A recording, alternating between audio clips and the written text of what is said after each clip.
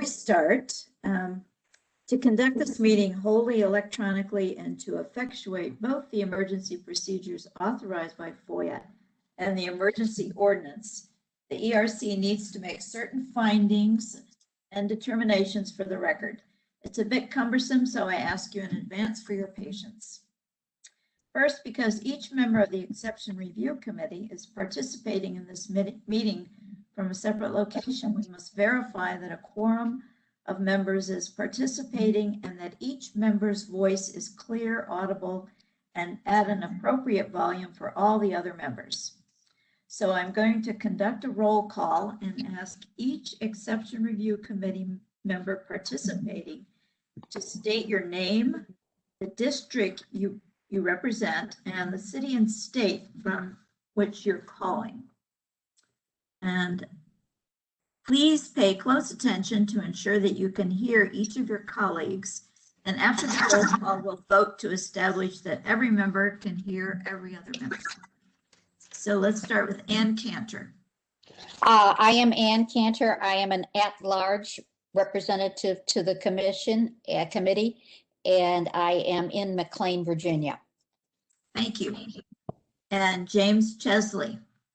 Jim Chesley. I'm an at-large member to the committee, and I'm calling from Clifton, Virginia. Amy Gould. Amy is not here yet. Edward Monroe.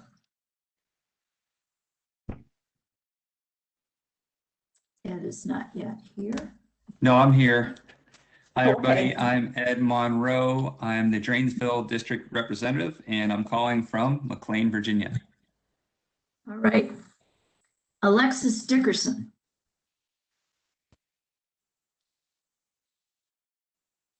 Okay, Alexis is not yet with us, perhaps.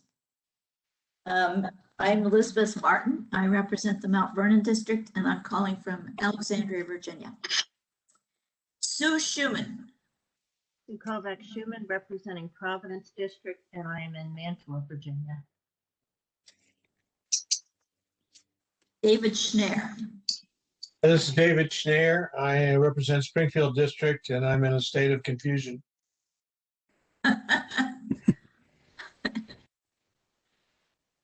I hope that doesn't invalidate this whole meeting. I'm This in whole Springfield, procedure. Virginia. Okay, and last is Sam Govender. Hi, I'm No, it's- Sam Govender representing Surrey District. I'm from Fairfax. I hear him. Sam, we're having trouble hearing or understanding you. Sam Govender from Surrey District. Can you hear that? Yes, I heard that. And Ken Lanfear. Ken Lanfear from the Hunter Mill District. I'm from Reston, Virginia. Okay. Is Amy Gould signed on yet? Or Alexis Dickerson? Amy Gould contacted me just before this meeting and said she was not feeling well, that she could call in if we needed her for quorum, but we do have quorum. So, Okay. Yeah. All right, so that's everybody. At this point, I'll pass the virtual gavel to Vice Chairman Ed Monroe so that I may be heard to make the requisite motion.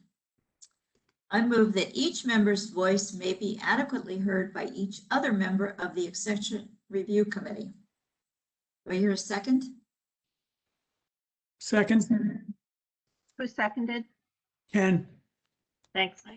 I confirm that Ken Lanfear seconded the motion. The motion is moved and seconded.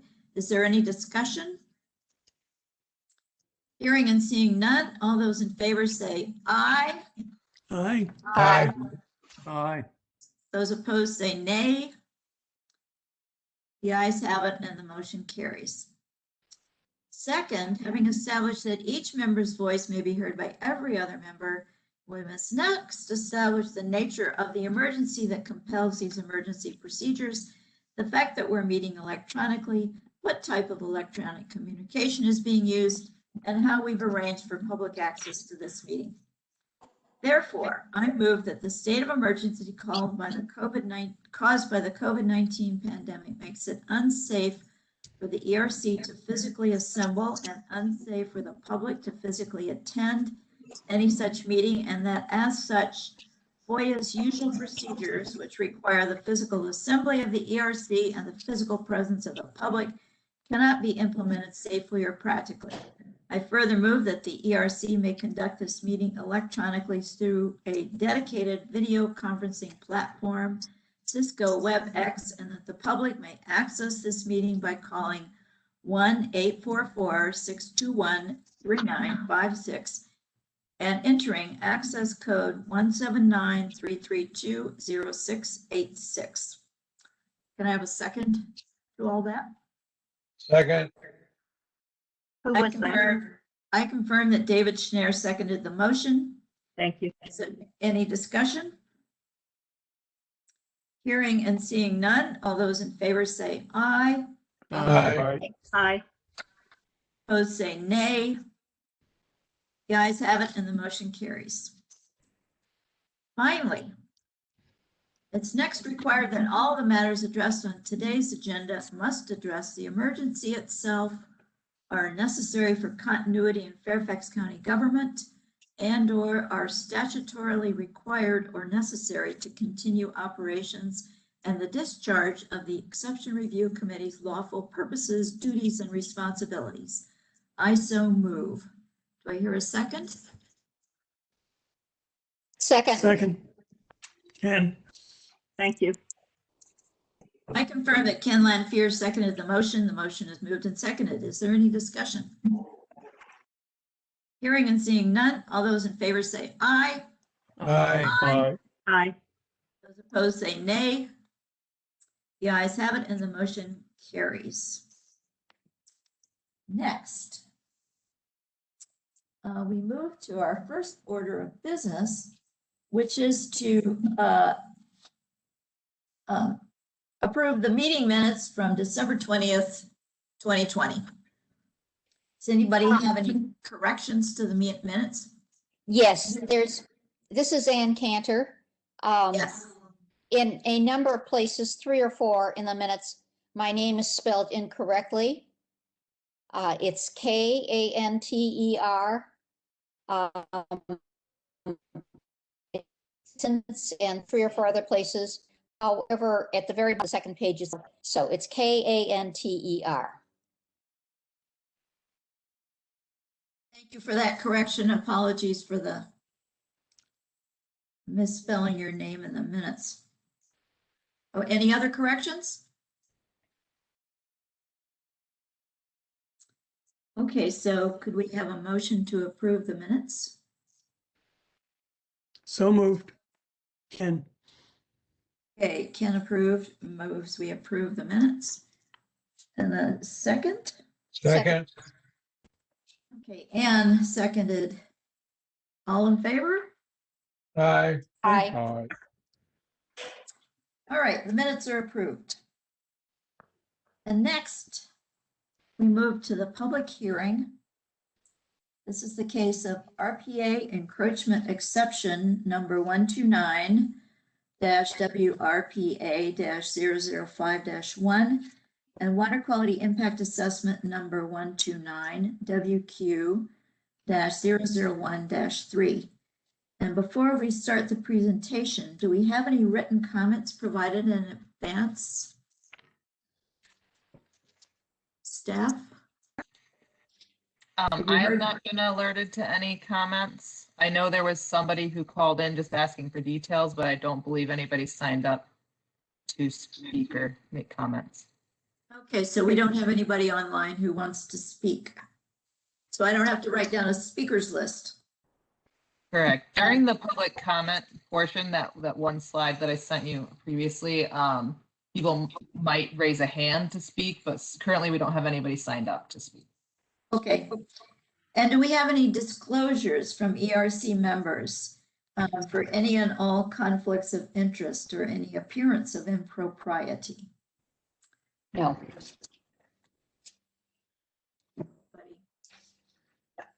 Okay. So let's move right to the staff presentation. Section request 129 WRPA 005-1 on water quality impact assessment 129 WQ-001-3 for 6630 Holland Street, McLean, in Virginia. Next slide. Summarize the issues. The lot was created back in June of 1951. There's a perennial stream at the back of the property. The drainage area is about 32 acres. In July of 2004, an exception for loss of buildable area was denied. In October of 2004, an exception was approved by staff for a house which did not encroach into the seaward 50 feet of the RPA. In December of 2004, a grading plan was approved for the new house. There was a revision actually in 2007, but there was a grading plan approved for the house. There have been subsequent changes to the lot since that grading plan was approved. And then back in March of 2019, there was a violation issued, which brings us to the point we are now with the exception. The applicant is proposing to allow a 750 square foot patio to remain in the resource protection area. The part of the patio they're proposing to remain is the part that's not in the seaward 50 feet. The part that's actually currently encroaching, which is about 331 square feet, is to be removed. See in the image to the right there, there is a grill, a fire pit, which is also to be removed. The proposed increase in the impervious area since 2004 is about 2,458 square feet. Kind of visually summarize what we see here. You look at the image there in the top left, you'll see that is the existing house back in 2003. That's the aerial imagery from 2003.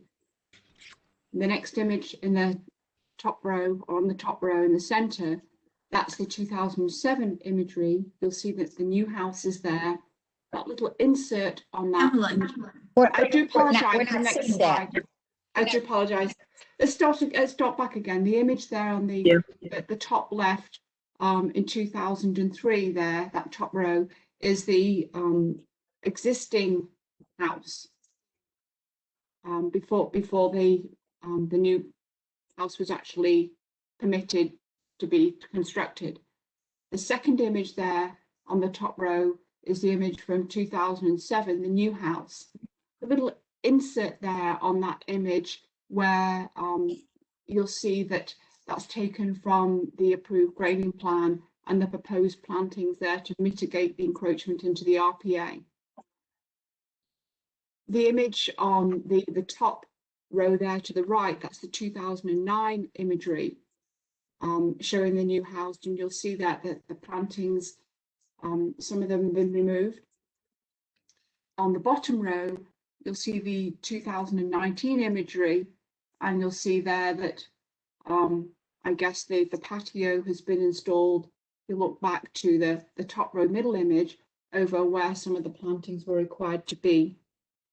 On the bottom row there, the middle image, you've got the 2019 imagery, and you've got the grading plan that was approved superimposed on that imagery.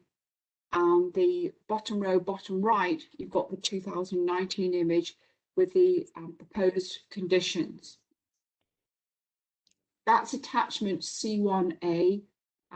If you wish to actually look at that more closely, that attachment is also available online for those that are not a member of the committee and didn't get a printed copy.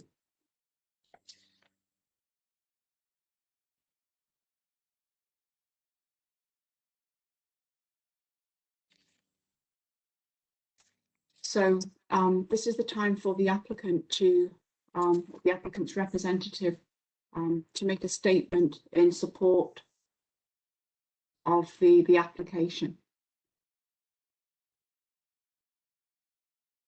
Can we go to slide 4 there? Thanks, Caroline. No objections. I'll get started and whip through this presentation pretty quickly. It's not really anything earth-shattering contained within here. If you can go to the next slide, please.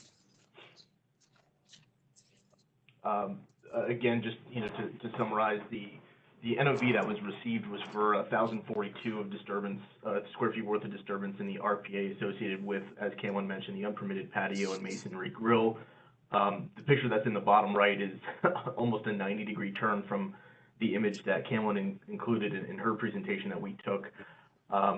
What we're proposing with this application is to remove about 331 square feet of that existing patio at various places, including what is within the existing Seaward 50 of the RPA, and install 2 planter boxes, which will help to increase the water quality leaving the site.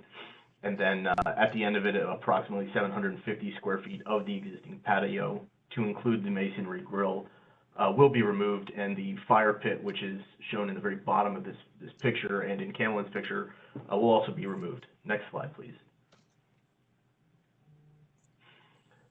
You can see that there is some convoluted and complex history to this property itself, not due to anything that the current owners of the property did, but there is some history to be aware of, that the 2004 exception did come with encroachment just outside of the Seaward 50 feet of the RPA, and that some of those plantings and such have been removed by others over a course of years. If you can go to the next slide, please.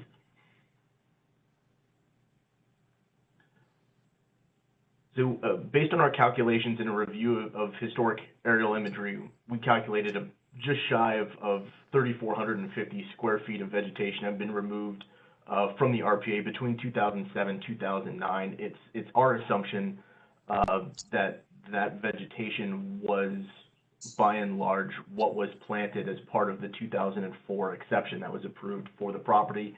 We really don't have any way to confirm that, but it seems reasonable based on where that vegetation was located prior to 2007, and then where it was missing in the 2009 aerial photographs, that is pretty much the same location. And that was done by the people that purchased the property back in 2006 and subsequently sold the piece of property. Next slide, please. The current applicants bought the property in 2016, and as you can see from the aerial imagery on the left and right-hand sides of the screen, showing the 2017 and 2019 aerials, there was an additional approximately 2,700 square feet of vegetation removal and the construction of the existing patio and masonry grill that is associated with this notice of violation. Next slide, please. Included on this slide and the subsequent slide are strictly the impervious area calculations and tabulations based on our superimposition of the 2002 conditions prior to RPA or at RPA establishment on the lot, the 2004 approved plans, the 2019 conditions as they existed in the field then, and what is ultimately proposed with this application. And to keep things easy so everybody can see where the lot was in 2002 versus where it would be if this application gets approved, the overall change in total impervious lot area and that in the RPA from 2002 at RPA creation to current. Next slide, please. And this is the bottom half of that same table. It was too small to meet the requirements that we had to meet, so it had to get broken into 2 pieces. It is shown collectively on our WQIA exhibit as well. Next slide, please. Contained within the staff report was a note of a potential wetland that was located along the north adjacent property boundary. We went out and took some data. There is no wetland over there. There's no dominance of wetland vegetation. There's no hydric soils, and there's no indicators of wetland hydrology. I've included the soil auger sample of the upper and lower soil cores that we took out there, along with a picture of the area. You can see very plainly the beech trees in the side of that picture there, and the stream to the right-hand side. This picture was taken at the northeastern or the northern property corner. You can see the blue and pink iron pin that represents the property corner. It's the same location that is shown in the staff report. There is not a wetland there, nothing that would make the RPA any bigger whatsoever than what we have shown on our plans. Next slide, please. I've included a couple of pictures showing small portions of the improvements that are going to be removed as part of this application. The semicircle area of the patio on the right-hand side of the screen is going to be removed. It'll be a long rectangle across there, so that will be removed, and then portions of the existing patio will be removed as well, in some total of approximately 331 square feet. Next slide, please. That's it.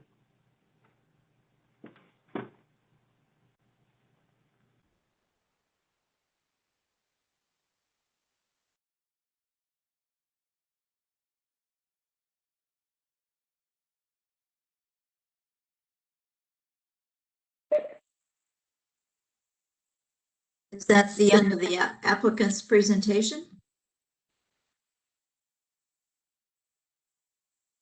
I'm sorry, you were muted for part of that. Sorry, I just wanted to make sure that you finished your presentation before we move to statements from any other interested parties. Yes, ma'am. Well, do we have any statements supporting this approval of this exception request? Do we have any statements opposing approval of this exception request? Okay, so I think we can move on to rebuttal by the applicant if he wants to say anything further on this application, and then rebuttal by the staff. Sure, thank you. I know that the applicant has been trying to get on the call. They're having a little trouble with the connection. I've been getting a couple emails back and forth with them currently. I'm not sure if they're on and want to say anything. If not, then perhaps we could defer that to a little bit later.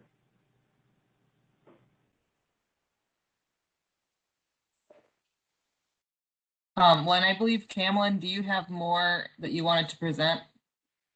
Yes, we have the position of the director or from staff. Okay. So, sorry, Abby.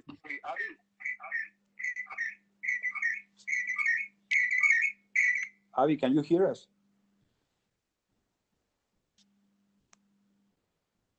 Hello. So it sounds like we have the applicant on the phone. Yeah. Sorry. Yes, we are, and we have been hearing. We were able to listen to the presentation through the computer and through the telephone at the same time, because some portions was a little bit patchy. Danielle, do we want to hear from them now or after the this presentation of the position of the director? I believe they would be making statements during the public comment portion. Is that correct? That sounds right to me. Yeah, so Okay. Right now would make sense. Okay, so go ahead, Mr. and Mrs. Applicant, please. Yes, thank you very much. Well, we've discussed and we've been working with Abby and with Dan also from Tritech, and with these two companies for almost 2.5 years now, and trying to make right what we inadvertently did wrong here. We are new to the country, new to the neighborhood, and we thought we were doing the right thing, and we tried to have some outdoor area here for our huts, and which we didn't have any, and very little lawn too. So when we were at the neighborhood, we saw another neighbor also doing a patio, so we asked them for details on the contractor, and that's how we designed this of doing some patio below the deck, which already had some gravel and some extension of that patio. I don't know if outside the deck. I don't know if any of the members of the committee was able to visit the property, but so that's what was the plan, and we thought that we were doing the right thing. My wife went to the county to inquire about the need for a permit to do patio and a grill, and the feedback was that we didn't, so we went ahead. Then, as you know, with all the information that you have, and that at some point in the middle of the construction, we had an inspection, and the issue seemed to be then about the height of the grill, and then we prepared all the information for the design of the grill, thinking that was going to be the issue, and then everything developed the way everybody knows. So we as owners are committed to trying to make right what we didn't know was being done wrongly. We thought we did all the effort on our side to if a grill or a patio were required, that we will get those. But then we thought that we didn't need them.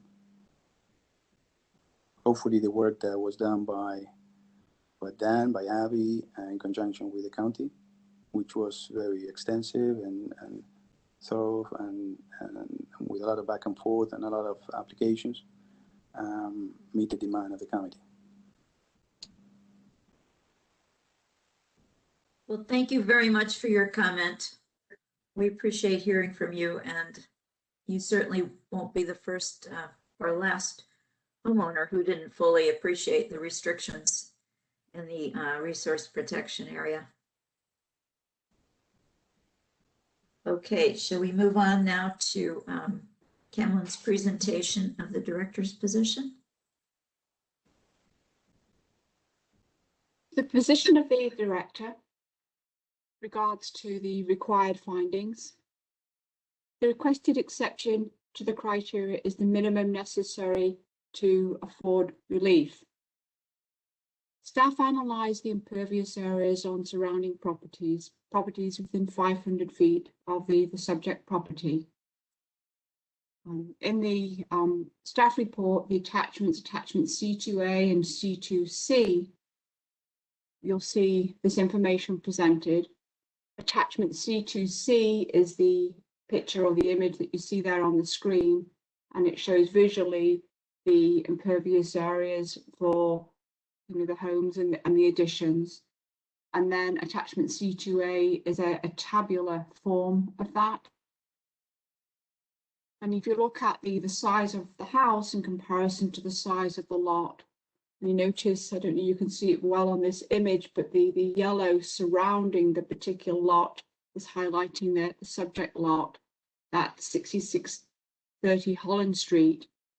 And if you look at the comparison of the impervious areas on that lot, including the areas within, for properties within 500 feet, the impervious areas within the RPA, you'll find that this one actually falls within the upper and lower limits of those properties. So therefore, it's the opinion of staff that this request is the minimum necessary to afford relief. Next slide. Granting of the exception will not confer upon the applicant any special privileges that are denied by this part to other property owners who are subject to its provisions and who are similarly situated. The Department of Environmental Quality, DEQ, their guidance with regards to this finding is intended to make sure that an exception request would not give the applicant something that has been denied to others in similar situations. It gets to the equity and fairness and arbitrary nature and capricious aspects of any exception request in any decision. For instance, if a property owner requests an exception to build a pool in the RPA and neighbours have applied for and been denied a similar request, in this instance, if the exception is approved, a special privilege has been permitted for one neighbour, but not for the others. I'd like to draw your attention. The committee approved an exception for 5825 River Drive, where there were 2 patios and associated retaining walls. The patios added to this lot added an additional 480 square feet to that property. In approving that exception, the committee did require additional RPA buffers to be planted. A similar outdoor chimney, which was not attached to the house, was approved by the committee. I'm not going to the details now, but you can look at the attachments C12A and C12D to see that it was very similar to this one. The decision to approve or deny this current request should be based on a decision that would have been made had the request for the house, patio and grill been made in its entirety back in 2004. And it should be consistent with similar cases, approvals or denials. The question, if the applicant had submitted a request for loss of buildable area back in 2004, which included the house and the patio encroaching into the seaward 50 feet, the request would have been subject to the approval of the committee and subject to the findings under 11867 and 11866, just as it is with this request. For more guidance on the approval policies, I'll refer the committee back to the RPA policy statements, which are actually in C7A, the attachment C7A of the staff report. So given the percentage of impervious area on the lot and the impervious area in the RPA in comparison to those properties within 500 feet, it's the opinion of staff that granting this exception would not confer a special privilege. Next slide.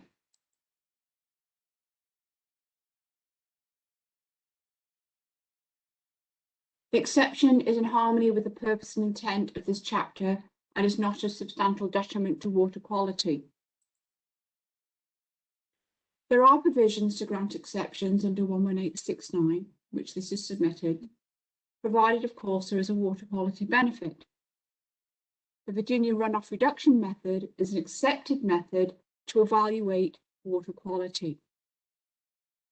The water quality computations presented indicate that there's a small water quality benefit achieved. Staff would, however, like to draw the committee's attention to the deficiencies which staff feel are still present in the water quality impact assessment and should be addressed. Specifically, dimensions for the patio to be made should be clarified. A reasonable maintenance area beyond the patio should be agreed, and subsequently any necessary revisions to the water quality computations should also be made.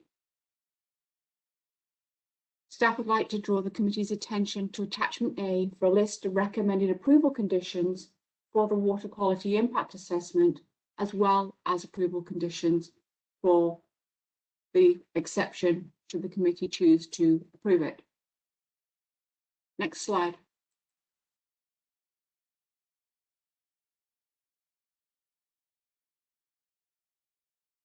The exception request is not based on conditions or circumstances that are self-created or self-imposed. As the lot was created before the adoption of the RPA, the request is deemed to not be entirely self-created or self-imposed. Exceptions should be granted for the property. The basis for any exception should be the condition that was there in 2004, the approval back in 2004. Anything that's been added beyond that would need approval. When considering a violation for an already constructed encroachment, the removal and remediation of the violation or the encroachment may generate costs and be a detriment to water quality. That may also be a consideration. Again, staff would like to draw the committee's attention to the proposed conditions for the water quality impact assessment and the exception should the committee choose to approve that. So finally, the position of the director. Staff recommends approval of the RPA encroachment exception request 129 WRPA 005-1 and the water quality impact assessment 129 WQ-001-3, subject to the approval conditions provided in attachment A of the staff report dated March 10, 2021.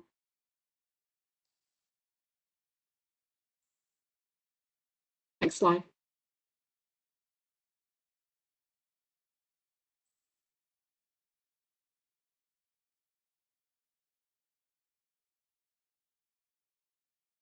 The next slide may be the time for the rebuttal by the applicant.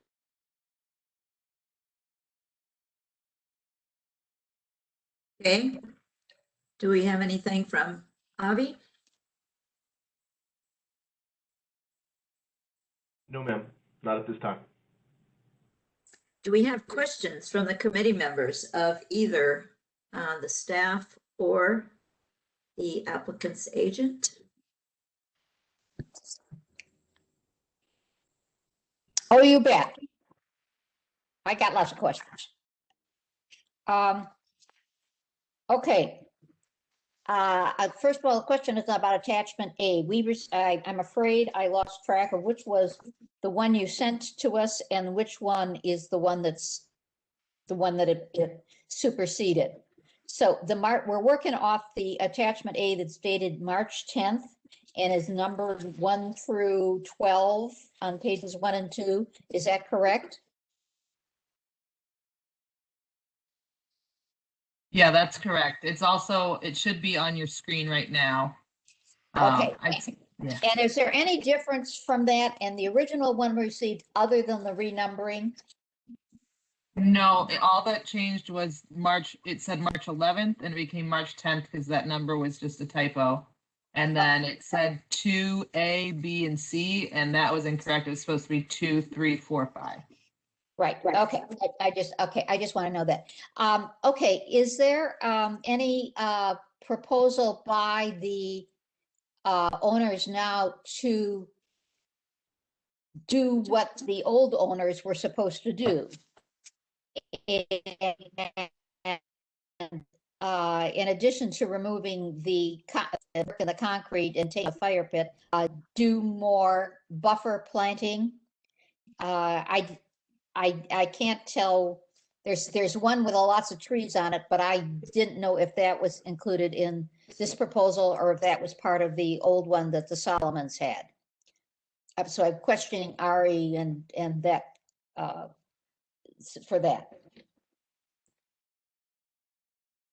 Sure, and this is something we talked with staff about as well. At this point, no, there is no plan to account for the buffer that was removed by the Solomons, many years ago as part of this application. It seems reasonable and appropriate to look at this application based on what it is and what these owners have done and not hold them responsible for the actions that are outside of their control and that are done by others during prior years. That would on themselves be subject to its own notice of violation had they been observed during that period of time of their home ownership. But wasn't there, I mean, doesn't what was granted to the Solomons somehow or other go on to the land, the plat and the statement, and shouldn't that have been discovered by either the realtor or the title company? This is a big question. This is a big question we have to face is, do we just say, well, oh my, we required this stuff and oh, they didn't do it and they sold the property and therefore the new owner doesn't have any liability. I'm not happy with that. Sure, and I can certainly understand, and I don't necessarily disagree with that sentiment at all, Ms. Cantor. With regards to the disclosure statements, et cetera, during a transaction of real property in the Commonwealth of Virginia, RPAs aren't required disclosure statements. Floodplains are, RPAs are not. For a lot of reasons, the real estate industry, the realtors don't want them to be. They've spent a lot of money down in Richmond to keep it out of those required disclosure statements. The prior approvals, yes, they convey with the property. They can be searched in the county records in terms of any approval that was granted for any given parcel of land throughout Fairfax County. That is certainly true. So it does convey with the property. However, none of that would show up on a title report because none of it is subject to any sort of easement or declaration of restriction or restrictive covenant.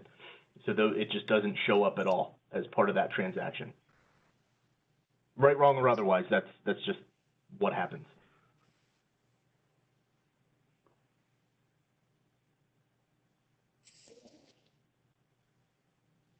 Thank you.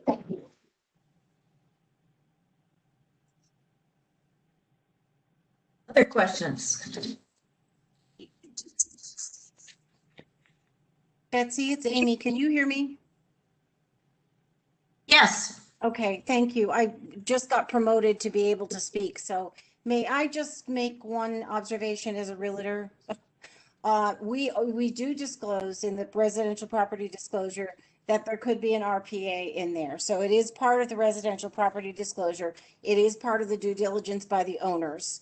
So Avi is correct that the realtors fought very hard in not having a separate disclosure for RPAs, but it is in a disclosure statement called the residential property disclosure. So I just want to put that as a point of correction on the process in real estate.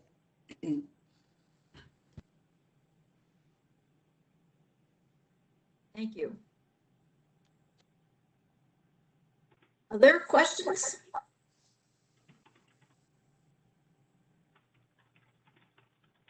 So this is Ed Monroe. So I just want to be clear on the square footage that would be planted, revegetated, according to the proposed exception conditions. So I'm reading down here, proposed exception condition number 4. There will be a combined area of at least 5,081 square feet. And then it goes on to say what type of plants, including natives, would be required. Could you, Avi, or the homeowner, could you talk a little bit about how that fits on the property? Because I see that kind of sits close, that vegetation kind of sits closer to the house, and then behind it is lawn, if I understand it correctly. So I just want to be comfortable that that's something that the homeowner is certainly interested in maintaining, given some of the background on the property prior to.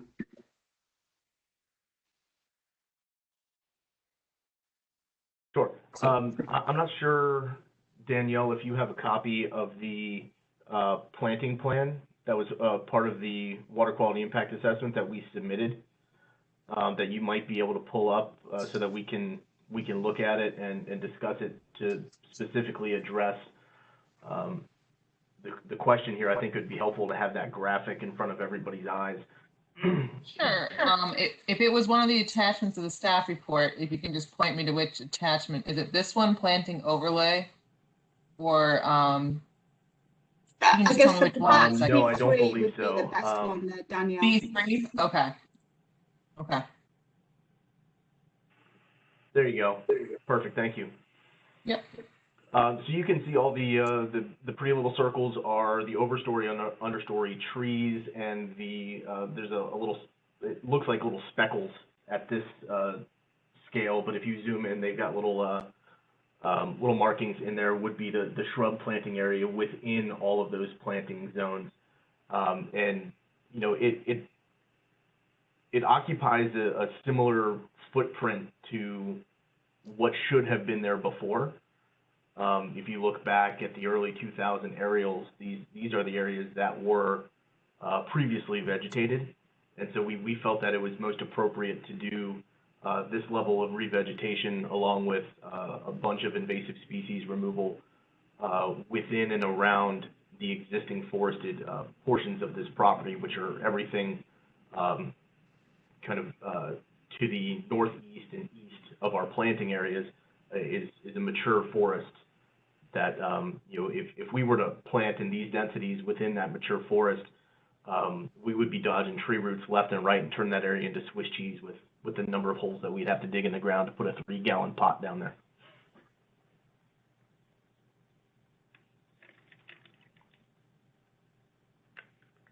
So basically what I'm seeing is, so maybe there's another picture that would show this, but is this a continuation of the forested area that's along the stream bed? And then basically it would be sort of. Yes, that's exactly what it is. Okay. And then it looks over to the right. If you can zoom in just a little bit on the right-hand side of that image, you can see the existing tree line in there. Just on the right side would be great, where the proposed conditions and revegetation are. So you can see the little squiggles in there for the tree line. Yep, she's kind of tracing it there with her mouse. So that's the existing tree line that's out there. And so we're proposing to just tack on trees to the limits of the existing forest and fill in some of those gaps. Okay, thank you.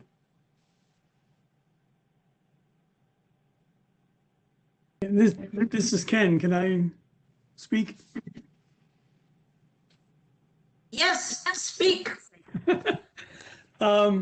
Regarding whether a property owner should know they're in the RPA, I'll point out that I went on to our JADE system just really about an hour before this meeting, and I was able to pull up an environmental report indicating that the property was within the RPA. Now, I realize JADE was not available when this property was purchased. I'll concede that. But even there, the realtor would have to be alert to the implications of an RPA. I don't think the county is doing a very good job of making sure anybody buying property is aware of the pretty serious restrictions that can be placed on the property. And that's something I think we'll have to talk about maybe in the following discussion of this meeting. But so it gives me a little sympathy for a homeowner who may not have been completely aware of what an RPA meant, at least. Right now, the only concern I have, and I think Camelin has already covered it, is that looking at the before and after conditions, if after approval the bay comes out no worse or better still ahead of things, I think this is probably the best we can do with this property. It's really, the story of it is a poster child for how not to manage an RPA. But that's not really the owner's fault or anything. But I think we've got to make the best of it. Could I say something? Yes, please. Yeah, I agree with what Ken just said. And Amy, I understand realtors saying some information, but they are not forthcoming with things like an RPA. And I know in my own neighborhood, there are people who have no idea that they're in an RPA until they start trying to do something like this, put a patio in the back. I want to bring up one thing, though, that I'm looking at, and the staff has proposed something. A maintenance agreement for plantings existing and proposed shall be executed and recorded in the land records. Who has the authority to say that? It does not seem as if the ERC does. And is that now done for any properties? Because it seems to me that could be detrimental to if it's part of an RPA, and that's part of it. When is that something that somebody who is a buyer will find out about? Is this a precedent? Has this been done before? Does the staff know? Patrick Foltz, Office of the County Attorney. I'll jump in here. These sorts of maintenance agreements are fairly common in the general development process. You will have different items before the board that have vegetative maintenance agreements for buffers and things like this, which are reviewed and signed by this office and recorded in the land records. I think the purpose of them in this case would go back to what Camelin said in her original statement, that the idea of this is that the exception is granted to the land, and any subsequent owner then is on notice in such a way as perhaps failed in this case through maybe just maybe just error or hurry or any number of forgivable reasons. But this would make it clear to any person buying the property that this would be an expectation for maintaining the vegetation in its position. You said a general development thing. So is this a common thing that is done? Because I don't think it's common. Am I right? I mean, in the space of development, mostly it's used in commercial situations as I've seen it. It is applicable here, and I think it is something which staff has included to address the circumstances in this case, so as to, perhaps put, subsequent buyers on notice of the existence of the RPA, of their responsibilities to it, so this exception can be carried forward. Thank you. Just to follow on this discussion, I had a question also about this, whether how this maintenance agreement would get enforced. Patrick And I guess Foltz, that's it. Patrick Foltz for the county attorney. The enforcement of an agreement like this really comes through the same process as you've seen it here. It would come probably through a notice of violation. It's really a unilateral promise by the property owner to maintain vegetation in a certain place. It would be used in a subsequent proceeding to this one to demonstrate that the responsibility to maintain this vegetation was a matter of public record, and that, as we've said here, perhaps the realty disclosure requirements don't necessarily push all buyers to a detailed examination of the information in JADE. In this situation, it would be held out as proof positive that the obligations with this property were known at the time of sale.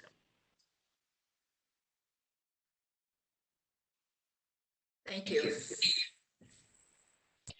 I mean, this is Ann Cantor. I mean, this is where our problem is, that we do make these decisions and we do sign these agreements, and then it goes off into the ether, and we don't know if anything happens, and we don't know if subsequent land purchasers have any idea they're there.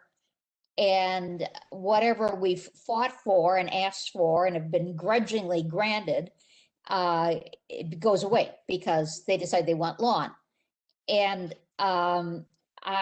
it's a bigger problem than this property, but this property certainly brings up what we fear happens is that we make a decision and, we get some grudging acceptance from the homeowner, and partly because he's got a notice of violation and he's got to get that lifted or resolved or something like that. I mean, I think he has more need to do this than most of them do. And that's what's so frustrating about being on this commission, is because, we work real hard to try to get something done, but then it doesn't last.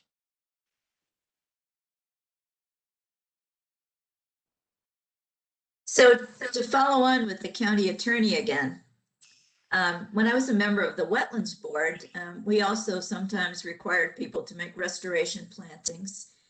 And one of the staff then would require that they send in photographs every year to prove that the plantings were still there. Is that something that the county could do to sort of keep tabs on how these agreements are being enforced? I mean, it seems very informal, but it seemed to be fairly effective and pretty low cost. Patrick Foltz for the county attorney. I would defer to staff on whether or not there is any person or section which is responsible for sort of preemptive enforcement and monitoring of these particular kinds of agreements. I can say that our office has no direct place in that. We don't do anything ourselves. Our responsibility is mainly to process the agreements, make sure that they're recorded, and then pick them up later when they become a board item or a litigation item. So this is, I'll defer to staff. this is Brandy Mueller with staff, Land Development Services. Can you all hear me okay? Yeah. Yes. Okay, so to address that comment, I'm the branch chief of the enforcement group for Land Development Services. Our team issued the violation on this property. So as far as following up with that yearly requirement, it's honestly partly a resource issue. We are complaint based, as decided by the Board of Supervisors. I think most of you know we're a group of 3. And so maintaining every year, updated photos, that kind of program is most similarly done by MSMD regarding facilities, stormwater facilities. And they sub that out to a contract because there aren't enough resources for county staff to maintain such a program. So that is part of the consideration and something we haven't been able to support right now, which is why we are complaint based and we try to follow up when we receive that, and we try to make sure violations are properly abated and follow them through one season to make sure the plants lasted. And the maintenance agreement, that doesn't change our enforcement. Like Patrick mentioned, that's very helpful to ensure that the future of the property can be, that restrictions come out from land records and address that issue. But it still is all enforceable under the Chesapeake Bay Preservation Ordinance because that site has an approval. And so they are required to maintain that buffer. And if it would be altered and we receive a complaint, we would investigate and enforce where appropriate. So hopefully that addresses your concern on that issue. Madam Chairman, may I speak? This is David Schneer. Yes, please do. I have 2 concerns in this area. One is, and it's specific to this particular application, but I've seen it in others, is the notion that planting boxes will be used to ameliorate and add to the benefit of, ameliorate the harm from the exception. And planting boxes simply aren't as durable as plantings on the ground itself. And so I find that an approach that if one is attempting to determine the benefits of plan should be discounted in some way because over time they'll fail and probably be removed without anyone's knowledge. The second thought, and I offer this to Brandy to think about, one of the things that we've done at the federal level in enforcement, which I served in for decades, is a record-keeping requirement such that the property owner or the business or whatever it might have been had a duty to keep the records themselves. They don't have to be sent to the government. But when an investigation was done, they would be required to show not only they kept the records, but what is in the records. And as such, a requirement that would have no resource impact on the county whatsoever, but would on the homeowner, would be a requirement that on an annual basis, they take pictures of or document the plantings and their health and maintain those for the life of their ownership. And in so doing, when the county, should there be a complaint about it, goes to look, they would have an annual baseline to observe what happened and when it happened, to be able to identify who was responsible, prior homeowner or a current one, and would also have the extra ability to say if you fail to keep the records you were required to keep, that too is a violation and you need to get on board on that. And so I don't know whether that would require a board action before we could do it or whether we could include it specifically within our requirements for this particular application, but it is a solution that would work. I appreciate that. I do think for it to be enforceable, I don't know about being a condition of this approval, but for ongoing and outside of the condition, it would have to be enforceable in the code. And so it would, it'd have to be an associated regulation that we could thereby enforce. Otherwise, it's an added regulation that I couldn't issue a violation on outside of this case, but for the regular property owner. That's similar to what folks did with Chapter 124 in the Stormwater Ordinance and facility records. So right now that regulation doesn't exist in 118 to allow for that outside of this case for all other conditions that I'm aware of. But that's something you could share with your board if you'd want for them to lobby such a suggestion during the legislative session to see if that can be accepted by the state. But right now we don't have that authority in the current ordinance. It sounds like a useful discussion issue to bring up and perhaps recommend during the second part of our meeting. All right, noted, and we'll include it. Dr. Schnee, this is Camelin. I'd like to draw your attention to condition 8 in attachment A of the staff report. Condition 8 for the exception approval, and the suggestion there is that a maintenance agreement for the BMPs or for those planter boxes and for the plantings be required by the exception. So the planter boxes would also have a maintenance agreement. And typically, and that's the kind of an example of an ongoing duty by the applicant that I'm talking about. I mean, it's entirely, if you can have, or if we're authorized to do a maintenance agreement as part of a condition, then I do not see why a maintenance agreement could not be interpreted as, or we could specify a maintenance agreement shall include annual photographs of the plantings or whatever. I see no reason why we couldn't do it now. just to raise an example, the maintenance agreements that are for the best management practices, which are under the state program to meet Chapter 124 of the code, those have an annual reporting requirement by the person maintaining the facility of the homeowner, but they would send, if you like, a report to the county. And then I guess this is the part that the county perhaps doesn't have staff for this type of, you know, like every 5 years the county has to go and inspect the facility. Right now, we don't have staff resources for that, but obviously within a maintenance agreement, there are some possibilities, as you just suggested there, for the homeowner to actually send in reports, and then if need be for, you know, maybe an inspection on an as-needed basis by the county. Well, a maintenance agreement that requires submission of records probably means that only certain records are submitted, not necessarily a complete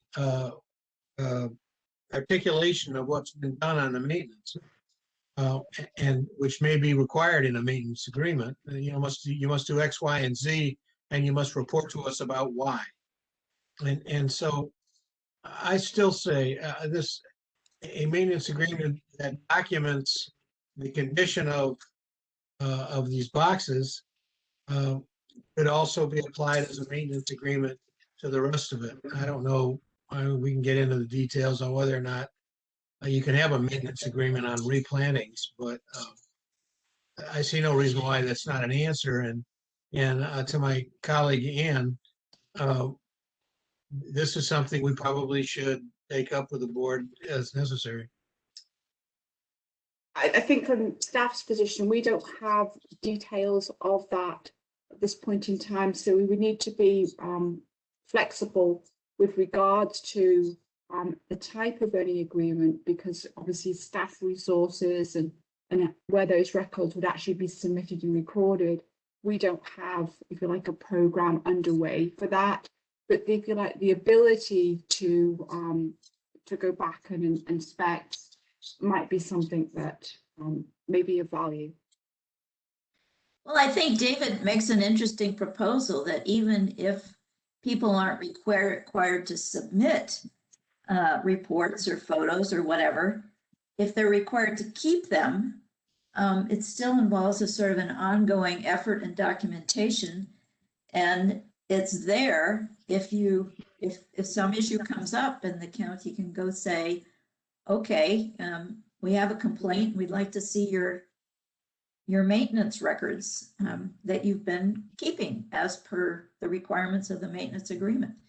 And it doesn't then add a lot to the staff burden where they have to deal with these things every year for every property. It's an interesting idea. But it's certainly a concern, obviously, staff resources. This is Ken.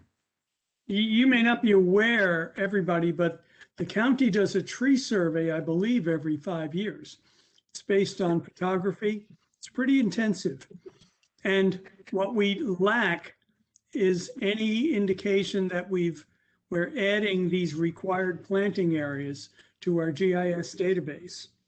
So without that, we can't compare it to the tree survey. But if we were to start marking these areas in our GIS, we have more than enough resolution to match the two, match this against the tree survey and find out where there are no trees, where there are supposed to be trees. So something for the future, this could, the GIS could prove rather useful on this application. And maybe I should talk to the GIS folks, which I will be on another matter. That sounds like an interesting proposal also. Oops. Want to speak, Ann? You're muted. I hit a button and I was off someplace else. Okay. I think this is an interesting discussion, but not getting us very far in this application. And I suggest that we move on with completing the application process and talk about this later. I think we're at the point where we can, if the committee members have asked all the questions they have for the staff and the applicant, then I think we're at the point where we close the public hearing and consider what we want to do with this application. So I will now close the public hearing. And let's turn. Can I just state real quick, Betsy, I actually have CC'd you on an email about Alexis Reed and Amy Gould being acknowledged as being on this meeting. There were some technical difficulties at the beginning, and in order for them to be able to vote, we need to do a motion before voting to amend the ERC attendance that was stated at the beginning of the meeting, and to have them acknowledge that they are in attendance right now. Okay, can I do that? Yes, go for it. Okay, I move that we include Amy Gould and Alexis Dickerson as official and present in the ERC meeting. So, second. Could they also vocalize that they are on the call and state where they're calling from? Amy Gould, I'm in Annandale, Virginia. Alexis Dickerson, Alexandria, Virginia. Perfect. Thank you both. Thank you. Okay. Now, we have proposed conditions for the water quality impact assessment and for the exception. And I would like to entertain a motion that we move those and then we can open it up to discussion.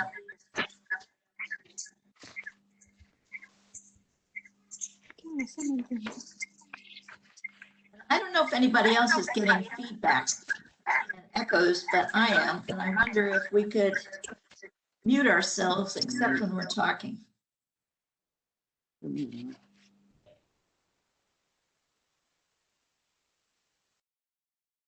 This is Ken. Yes, Ken. For the sake of discussion, I move that we accept the application and approve subject to the staff conditions mentioned in the staff report. Okay, do we have a second? Second that. Okay, Ann Cantor seconds it. And so now let's discuss. I have a question. the applicant kind of disputes that there is a wetland, and there's a condition here that says the wetland shall be evaluated. The RPA delineated as necessary and shall be shown on any future plan. Does staff still think there's a wetland back there?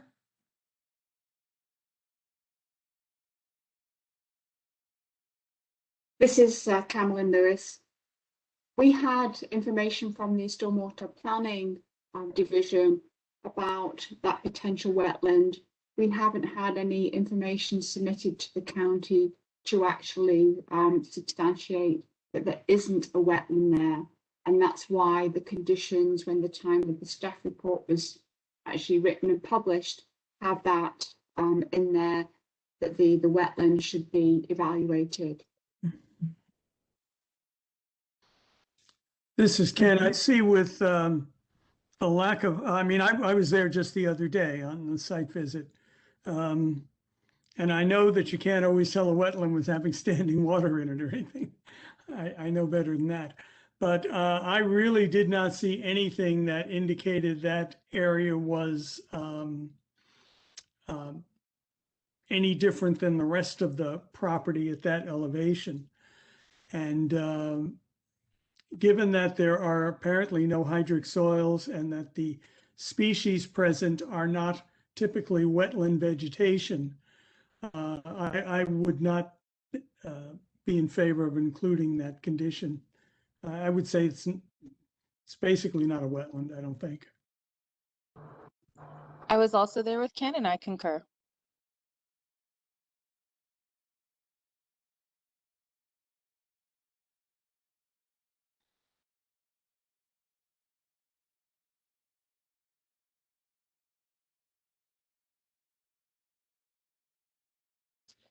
So that, if we, let's see, is the wetland mentioned in the conditions? Yes, it is. It's number 3. Number 3. Oh, no, it's number 6 on the water quality impact assessment conditions.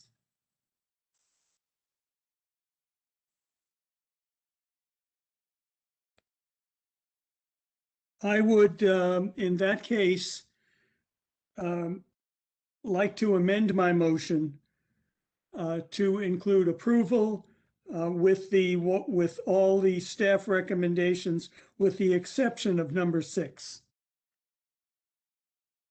pertaining to the wetland.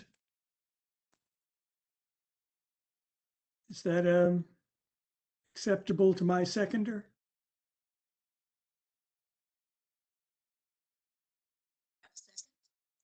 Yes. Okay.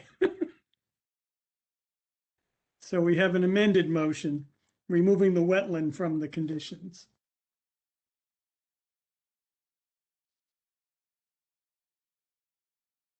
Does staff want to say anything on this? Camelin? Staff haven't evaluated that. I guess the material presented today is, the first time we heard that material. And wetland, we typically defer to our Stormwater Planning Division, who are our wetland specialists. Okay, so, Camelin, then we're not imposing necessarily any onerous task on the applicant then for evaluating the wetland. It would be the county going out and looking. Correct. Is that correct? With regard to the conditions, also there's a condition in there about an as-built plan. Condition number 9, post-construction survey as-built plan is conducted, submitted to LDS and approved, which demonstrate that the project complies with the requirements of the exception. The details of the wetland or lack thereof could actually be included with that plan. Okay. So should I remove my change of my original motion, or can we just leave it as changed? Yeah, and this is Ed, and I'm sure Camelin might mention something, but I don't know that we have enough information to take number 6 from the proposed water quality impact assessment conditions out. So I would be reticent to change it without fully knowing more about the wetlands or lack thereof. Okay, so let me remodify my modification. In that, my motion is then to accept the proposal, the request, with all of the proposed conditions of March 10th by the staff. My seconder agree to that change. May I make a comment with regards to this item, please? Wait a minute. We have, I've asked the seconder, is that Alexis who agreed? Yes, I was saying Alexis Dickerson. I concur with your remodification of the modification. Okay. So that's where it stands. Now I guess it's open for discussion and let Betsy handle the rest there. Yes, okay, other proposals or? Betsy, yeah, I have, sorry about that. I have a question. Is the 2-week time period on number 8, the removal of parts of the patio and the revegetation of that area in 2 weeks, is that realistic? I would say a month. I don't know. I'm just thinking about how long it might take to contact the people to do that this time of the year. Well, it is a pretty small area when you see it. Which I would have done had I not ran into a bathtub on the beltway. Thank you. Yes. Sue almost sacrificed her entire self for the opportunity to make a site visit to this property.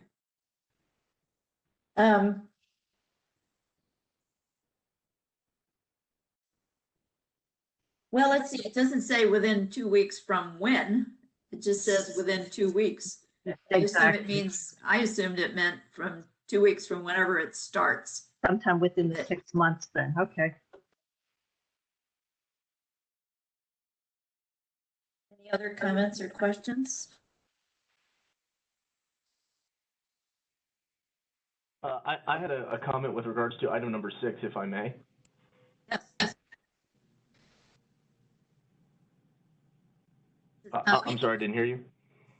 Yes, go ahead. Avi? Yes, this is Avi. Yep, so item number 6, this is an item that was in the staff report that was provided to us on the 26th, I believe, of March. So this was new to us too. So when we had a chance to digest the staff report and read through it, I immediately went to the site to collect the data in this area, especially given the pictures and images that were shown in the staff report.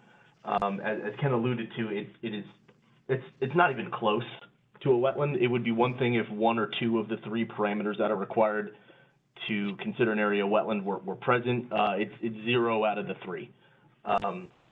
I don't have any issue providing the data that we took to county staff. I have no issue meeting them out there. My concern is solely the level of information that may be necessary to satisfy condition number 6 is because it doesn't specify what level of data are necessary, whether we can simply provide the data point information that we take in accordance with the Army Corps of Engineers regulations, whether we have to furnish a formal report, or if we need to get a letter from the U.S. Army Corps of Engineers confirming that that area is not a wetland. There are significant cost implications to those different levels of study, and certainly a pretty big amount of time involved to get the Army Corps of Engineers to write that letter. So I would certainly appreciate staff or the ERC clarifying what level of investigation is going to be necessary for this area so that we can deal with it as appropriate on our end. Evelyn, could you clarify that? The information regarding the data points, the soils and the vegetation, I think that could be included with the as-built information. And obviously we would have our stormwater planning division actually look at that information. Staff in our division, in conjunction with stormwater planning, would reach out to them as necessary. That doesn't sound And too that onerous being to said, me, is that? certainly that we already have all that. That seems very reasonable. And if you don't mind modifying the modification one more time to amend that would and clarify that would be wonderful for us. Sorry, Ken. So the wording would be the wetland on tax map shall be evaluated, the RPA delineated as necessary by staff and shall be shown on any future plan. I think the wording might be that the applicant will provide a map of soils and vegetation to evaluate the wetland shown on tax map number 021202007. Does that sound right? It's not a map, it's a data form. Okay. No, it's a data, I would say that you need to say that it's going to be a data form in general conformance with Army Corps of Engineers specifications and regulations with regards to the proposed or potential wetland. You can't call it a wetland because currently the county doesn't know if it is or not. Good wording, yes. There's certainly some wordsmithing that needs to go in here. So if we say the applicant should provide data on soils, vegetation, for the And hydrology. future, and hydrology. Does this sound okay to you, Camelon? That sounds acceptable. Obviously, the Army Corps of Engineers data forms, which are typically used, would be good. I think there may actually be a comment here from, I guess, the county attorney's office. Patrick, thanks for the county attorney. I have a problem adding potential to it unless we've established the exact status of that particular area. Have we identified the area with any specificity in the report? I think it is marked on the ground. Okay, and it's such that we could tell what it is within a document, like we could demarcate it with numbers or some sort of area designation? It says it's shown on the tax map. There's an attachment in the staff report, which was provided by Stormwater Planning, which is basically an exhibit showing the approximate location in relation to the property boundaries. Let's see if I can find the attachment. Under attachment C somewhere? Oh, here, it's C8. Looks like it's page 49C8.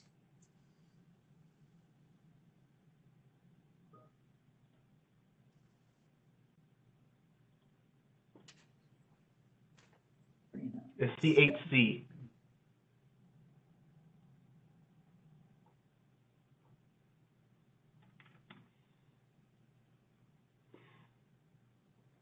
And if you look at this image in that circle, you see the three letters IPF, that's iron pipe found. That is almost exactly where I took the data point. And for those who made the site visit last week, you saw the orange flag that I had hung there from where I took the data, and that is exactly where Stormwater Planning took the picture during their site visit a few weeks ago, whenever that happened to be. Okay, I'm looking at C8C. I've got two images on the page. Which one am I looking at to find this area? There's if you look at your screen, Danielle pulled it up. Yeah, I There's look a at the big same circle thing. right in the middle. Yeah, that's between two drawings. So if you it continues unfortunately off one viewport into another that would put it in the middle of a road, but it's intended to demarcate an area located northeast of the subject property, roughly in the location of where the letters IPF are located on this on the image, which would be on the kind of right half of the circle that's in there. Yeah, Danielle, she's kind of It seems to be circling there within. with her, It seems to be within the black dotted lines where the tree lines are. Is it currently designated on this tax map as a wetland? No, sir. Okay, then I would, this is an unsolicited suggestion maybe, but I would just refer to it as the affected area or the area in question. Calling it a potential wetland seems a bit ambiguous, and I don't think you need to write that into the agreement. Just my 2 cents. I'm sorry to have interrupted. Okay, so No, I you think would area say of concern is very reasonable. the area affected? Or we could do the possible wetland. Okay. Somebody's got to write something, so I'm writing something. Yes. Okay, so I put in the possible wetland on tax map, whatever the number is. Do you want to put page number or C8? Is that what the map is? No, the number is given there. Okay, the tax map, whatever that is, I'm not gonna write it out, shall be evaluated in accordance with the Army Corps of Engineers document number, whatever.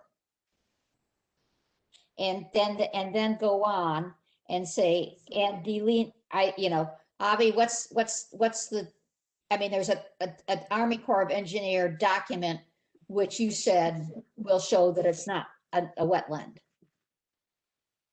What number is that? Or we could say, according to Army Corps of Engineer standards, we could say, and then go on. I think he referred to it as a data form. Okay, data form. And Oils. then go back to the wording and delineated as necessary and shall be shown on any future plan. Now, so it's as necessary. So if the data form shows that it's not a wetland, it doesn't have to be delineated. If it does. You should mention it needs to report the data on soils, vegetation, and hydrology. Well, isn't that on the form? Isn't that on the form? Okay, that designates soils, vegetation, and hydrology. Is that what you, hydrology? Is that what you want to put in? Yes, that's what Okay, a possible wetland on tax map number, whatever, shall be evaluated in accordance with the Army Corps of Engineers data form, and that designates soils, vegetation, and hydrology. And then go back and delineated as necessary and shall be shown on any future plan. How's that? I just want to ask one question. Not to nitpick, but I would say delineated if necessary. Delineated if necessary. Okay. Yes, ma'am. Are the lawyers happy with that? Patrick Foltz for the county attorney. I think that's good wording. Is Avi happy with that? Is the owner, ma'am. the applicant? Elizabeth, are you happy with that? That's okay. I think. And then since it's my motion, I'm happy with it. Okay. As the latest change. Before we vote on the motion, I think Psalm had some input. Did. I just, listened to the whole lot there. Is there a wetland there? Is any sort of evidence, even on maps or anything, that there is a wetland there that you have to worry about? Are we not sort of creating work where there's none? Evidently, the answer is yes. There is a nothing on wetland. any map that shows. There's not. There's nothing on the National Wetland Inventory to suggest that there are wetlands in this location. But there's a wetland shown on tax map number 021-202-007. Well, it's just a penciled in mark. It's not officially on that. It's just it's a red circle that's drawn on with a magic marker. Yeah. Yeah. Okay. With text. That's not an official thingy. Which is, it's kind of like wetland, question mark. So that's why I would refer to it as the possible wetland. I would actually want to use, what's the map that it's on? What page map is that on? It gives a map number as part of the condition, Ann. Yeah, what's the map number that's in the application or that's in the report? Are you asking What- about, are you asking about this map? Yeah, what is that? That's What's the map? attachment C8C. C8C, attachment C8C. Okay, that's actually, it's not really the tax, it's not really the tax map that shows up because the tax map officially has not been ordered to that. It's just an attachment. So it would be better in the thing, say the possible wetland on attachment C8C shall be evaluated in accordance with the U.S. Army Corps of Engineers data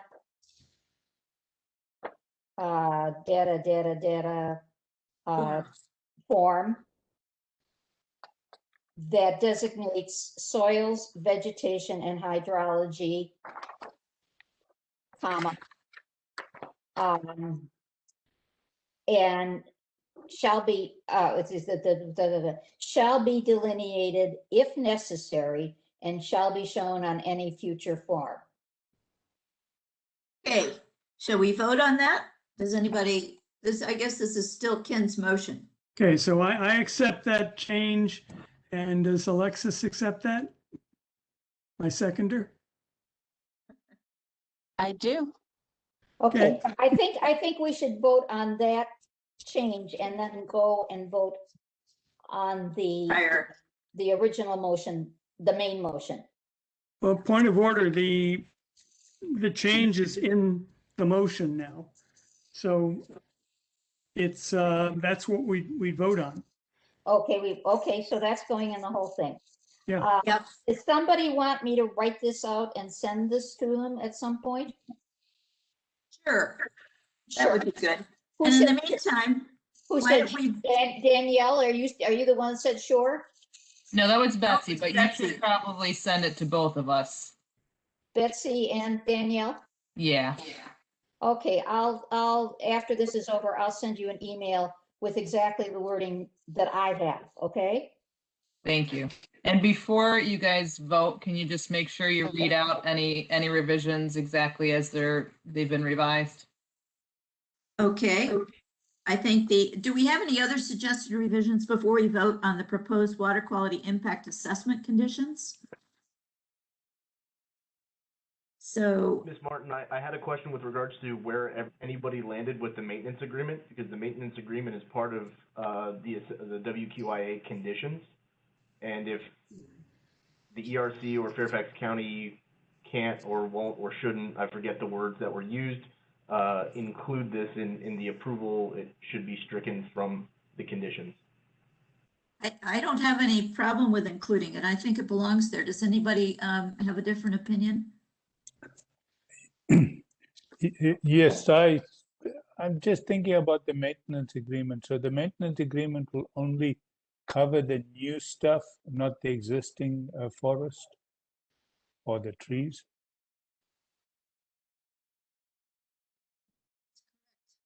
It only covers the boxes. Only the boxes. Okay. That's all it's supposed to cover. I think Yeah, it covers the plantings too. No. Yeah, it states number 8. The way that it's written, it covers the existing and proposed plantings and the stormwater management facility. Okay, all right, covers it all. And I think that was the heart of the passionate discussion you guys had before with regards to whether you could or could not require that maintenance agreement. Yeah, the issue with the existing trees that I see is that the existing forests in this region seem to be getting destroyed by either, weather and stuff like that, and gets washed away constantly. So is the homeowner going to replace all those things every time they come off? Or get... So this is Ed. I'll just follow up to what you said. So item for condition number 10, I think addresses that. It says indigenous vegetation shall be preserved. And so I think that does address it. Okay. All right, thank you. All right, so are we ready to vote on the water quality impact assessment conditions with the revision of item 6 to say the possible wetland on tax map such and such attachment C8C shall be evaluated according to ACE, Army Corps of Engineer data form, delineating data on soils, vegetation, and hydrology. And it'll be submitted with the as-built plan. That may not be quite what Ann said, but it's pretty close.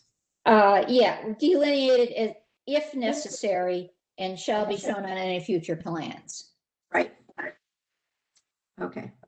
So, shall we vote? Yes. All in favor? Aye. Aye.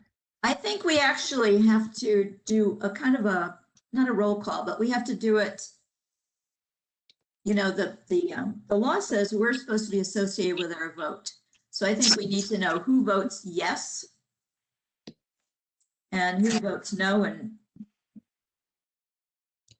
I move I we guess call we the all, roll. I don't think we need to go that far, but we could all raise our hands visibly. How do you? But we have to have our video on to raise our hands. Oh, okay. Right.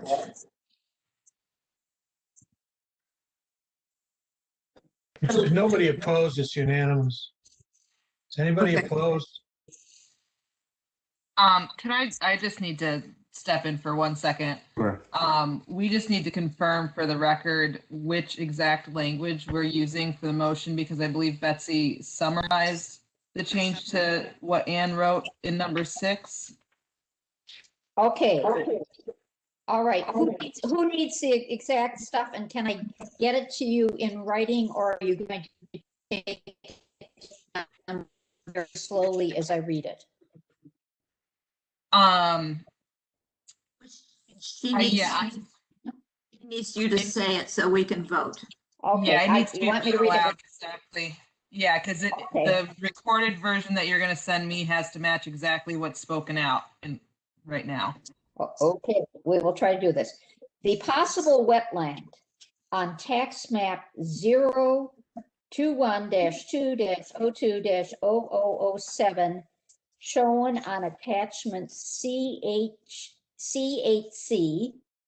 shall be evaluated in accordance with U.S. Army Corps of Engineer. I'm sorry, in accordance with the U.S. Army Corps of Engineer data form, delineating soils plural, vegetation, and hydrology.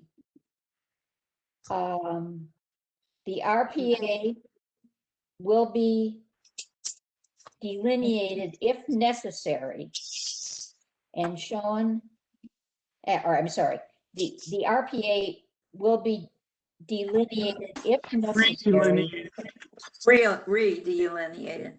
and shall be shown on any future plans. Now can we vote? Sorry, just before we vote, didn't we establish that it's not on the tax map? No. Okay, if it's there, then all right. I think fine. there's a note on the tax map. Yeah, there's a note, but it's not an official note, right? Right. So does that I count? don't know that. How do we know that? Shouldn't we check before putting this in? Well, we say a possible wetland on the tax map shall be evaluated. Yeah, maybe that might be, it might work better, because if you say it's on that tax map and it's not there, then this is void.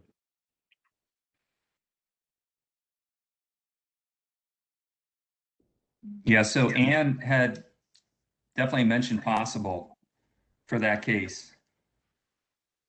That's part of the wording that we're voting on. The possible wetland. Okay, should I say it this way? The possible wetland shown on attachment C8C, or is that not official enough? Or you could say noted on attachment C8C, Yeah, that's more. Noted. more like- Noted. because it's just a note. Okay. The possible wetland on, the possible wetland noted on attachment C8C. Because what you're telling me is what we're saying, what we're voting on, and what I write and send her as the written thing have to be exactly the same. So I got to get it right too. The possible wetland noted on attachment C8C shall be evaluated in accordance with the U.S. Army Corps of Engineer data form delineating soils, vegetation, and hydrology, period. New sentence, the RPA will be delineated if necessary. And shall be Redelineated. on any future plan. Redelineated. Redelineated is The RPA will be redelineated if necessary and shown on any future plan. Okay. You want Danielle, are you satisfied that we've got it? Let's vote on it. For anybody who changes their mind. Okay. All right. All right. So all in favor? Aye. Aye. Aye. Any opposed? Anna's opposed. Oh, no. God. No. Okay. So we have it's unanimous in favor and no one is opposed, correct? Do we have any abstentions? No.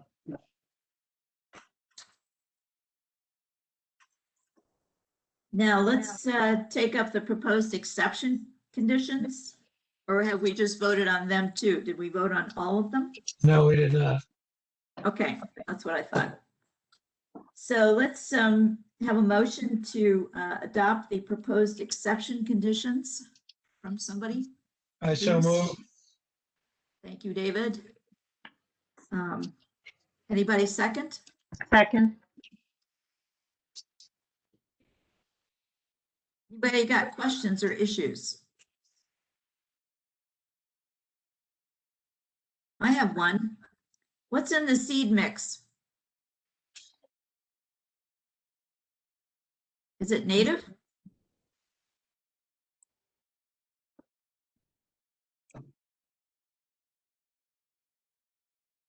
There's a seed Does the mix here. applicant want to comment on the seed mix? The seed mix will have to be specified by the county. I think they have some kind Oh, of, okay. they've got a requirement. The seed mix is shown on sheet 5. Mm-hmm. Okay. It's a Northern Virginia Piedmont riparian mix. Good. Thank you.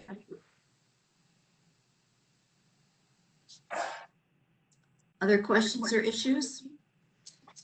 Can we vote on this one? Everybody ready to vote? Recall the question. All in favor? Aye. Aye. Aye. Opposed? All right, it passes unanimously. And now I believe we are done with this portion of our meeting. Thank you very much to the applicants. No, we've approved the conditions. We now have to approve the application. Oh, okay. Well, you want to introduce a motion? I move we approve the application. Please, someone provide the numbers. 129 WRPA 005-1 and 129 WQ 001-3 to allow encroachment in the resource protection area located at 6630 Holland Street. That does it. Okay, do we have a second? Second. Second. Okay. All in favor? Aye. Aye. Aye. Aye. Any opposed?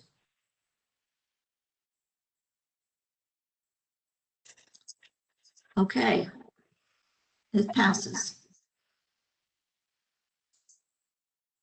And I believe now we're done with this portion of our meeting.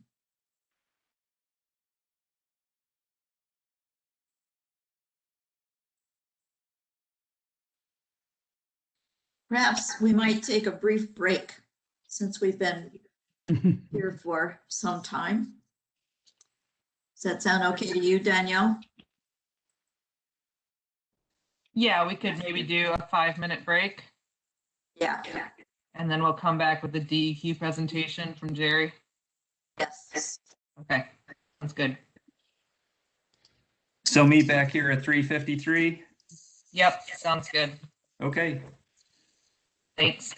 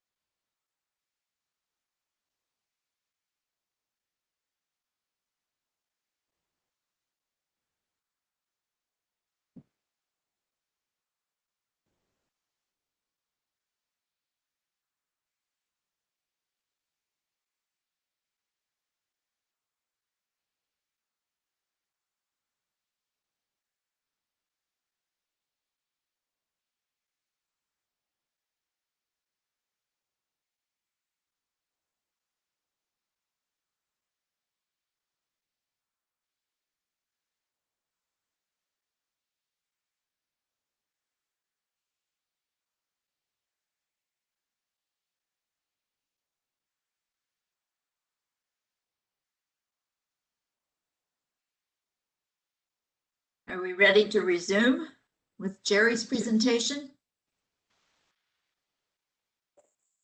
Yes, I believe so. I've got his presentation ready to share. I'm going to share my screen now.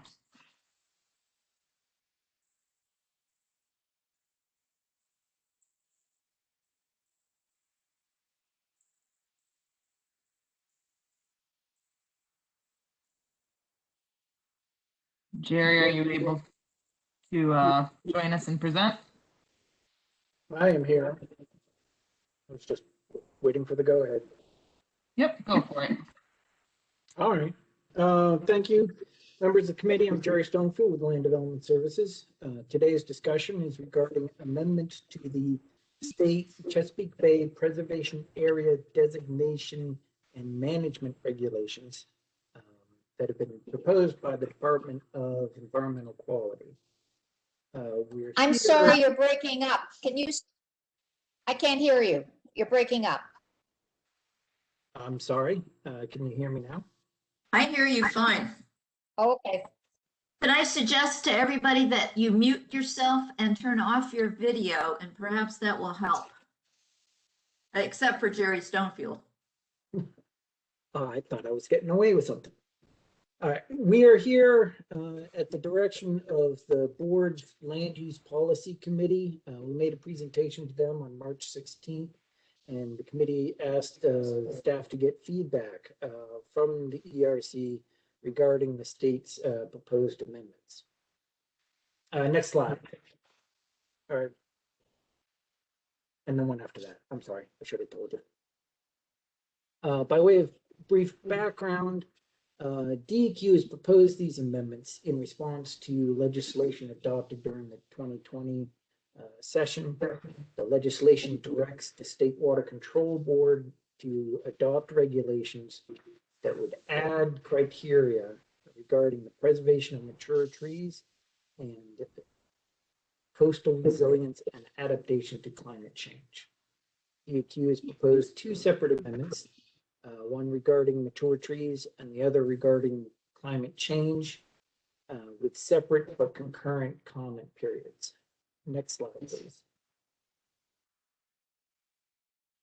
The proposed tree amendment includes requirements to preserve and protect mature trees, and where vegetation is removed, that replanting includes trees and utilizes reestablishment of vegetation to the maximum extent practicable. It also provides that where vegetation or buffers must be established, the planting of trees should be utilized where practicable. Next slide, please. The second of DEQ's proposed amendments is to incorporate climate change provisions. And they're doing this by proposing a new section of the Chesapeake Bay regulations with several provisions.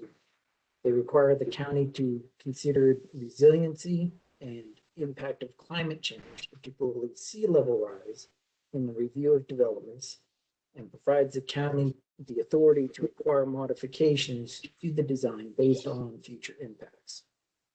The amendment would create a new allowed use in the RPA for adaptive measures and activities, which are those that activities that are intended to address impacts such as sea level rise, recurrent flooding, or storm surge.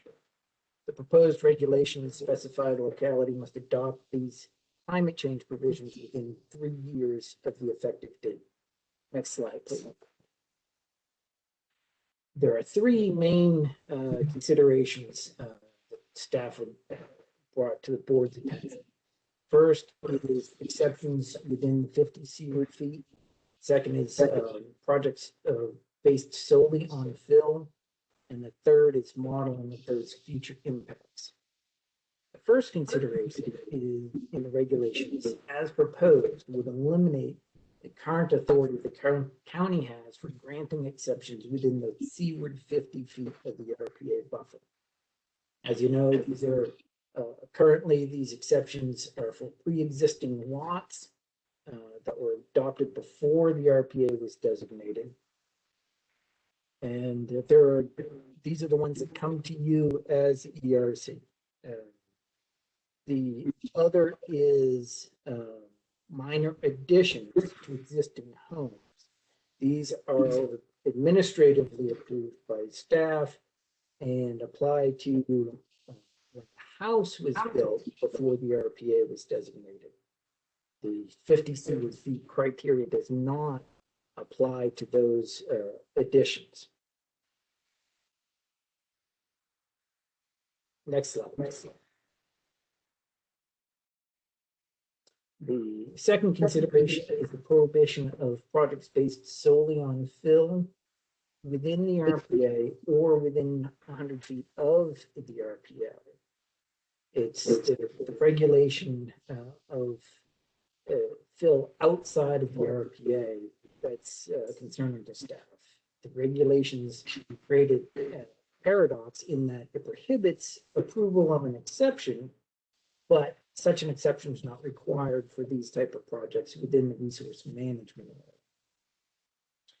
And finally, the regulations require the county to consider future impacts of climate change or sea level rise in future development applications. Staff would prefer the funding be made available from the state to help us with that case study. Next slide, please. So we are seeking your feedback on these 4 points, and then we'll jump to the next slide, and then we'll come back to this one. As far as the next steps, staff is soliciting your feedback, also from EQAC, or develop and finalize comments to submit to DEQ during the public comment period, which closes May 3rd. And then middle of May, DEQ is going to convene a stakeholder advisory committee to discuss those comments. And DEQ anticipates bringing it to the State Water Control Board for final adoption at their June meeting. Thank you. So if we go back to slide 8, then these are the items that we were soliciting feedback on as far as does the committee support the county asking for clarity on the definitions, such as what a mature tree is, and does the committee support either retaining the current authority to grant exceptions within the seaward 50 feet, or supporting the board's environmental vision and the climate adaptation and resilience plan that the board's developing. The third one is but the fill only projects, and the fourth one is about the modeling of climate change and hydrology, where we'll be asking the state for funding of that. So anyway, that is why we're here today. We would appreciate your feedback.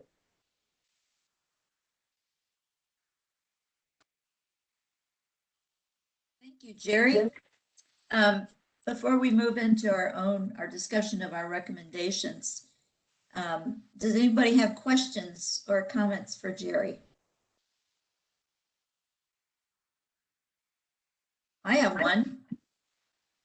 And number 3 there, what is a fill-only project? We staff are not exactly sure at the moment what they mean by that. At the moment, I'm assuming that it's this is based on more coastal areas. The property owner just brings in fill to elevate the property above the tidal surge, current flooding, just to elevate up above the sea level rise. But it's not defined that way. It's not defined at all in the proposed regulation. So that's one of the comments that we'll be asking for clarity and definitions of exactly what they mean by that. And if Phil was involved with a bigger project or only a component of the project, would that be prohibited in this situation if it was part of a mitigation or if it's Jerry, this is Ann Cantor. Would this be perhaps something like they did that big harbor and port facility, which is pretty much just dredge and fill in behind a breakwater, and then suddenly you've got land to build to use as, I mean, like all of Holland practically, but that it is something which wasn't really there before, but the only reason it's there is because you filled it up? Possibly. I'm not familiar with a specific project like that. If you were referring to an exact, specific real life example. Well, there's something down in the harbor. There's something island. It's a port area, and that's pretty much dredge and fill. I'm not familiar with that project, so I wouldn't be able to comment if this was in ports with that project. I don't know the details. I'm sorry. Amy. Can you hear me? Yeah. Okay, great. Thank you. Is it possible to get somebody from DEQ in to talk to us about this?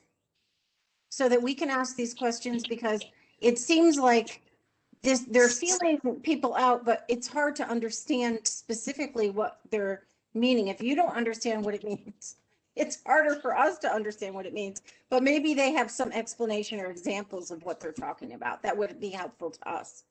So I raised this question with Mark Gorey and talking about this meeting, about whether we could have somebody from DEQ, and I think I've discussed it with the staff too, whether we could have somebody from DEQ explain things to us. But he didn't advise it during the public comment period because he didn't think we'd really get answers during this phase of things. Well, it's interesting, Betsy, because one of the things that the Board of Supervisors raised during this presentation that Jerry made to them at the Land Use Committee meeting was the concept of takings and how that would do that. And when I spoke to somebody who attended a seminar on this specific thing, she mentioned that the head of DEQ said this is not a takings thing.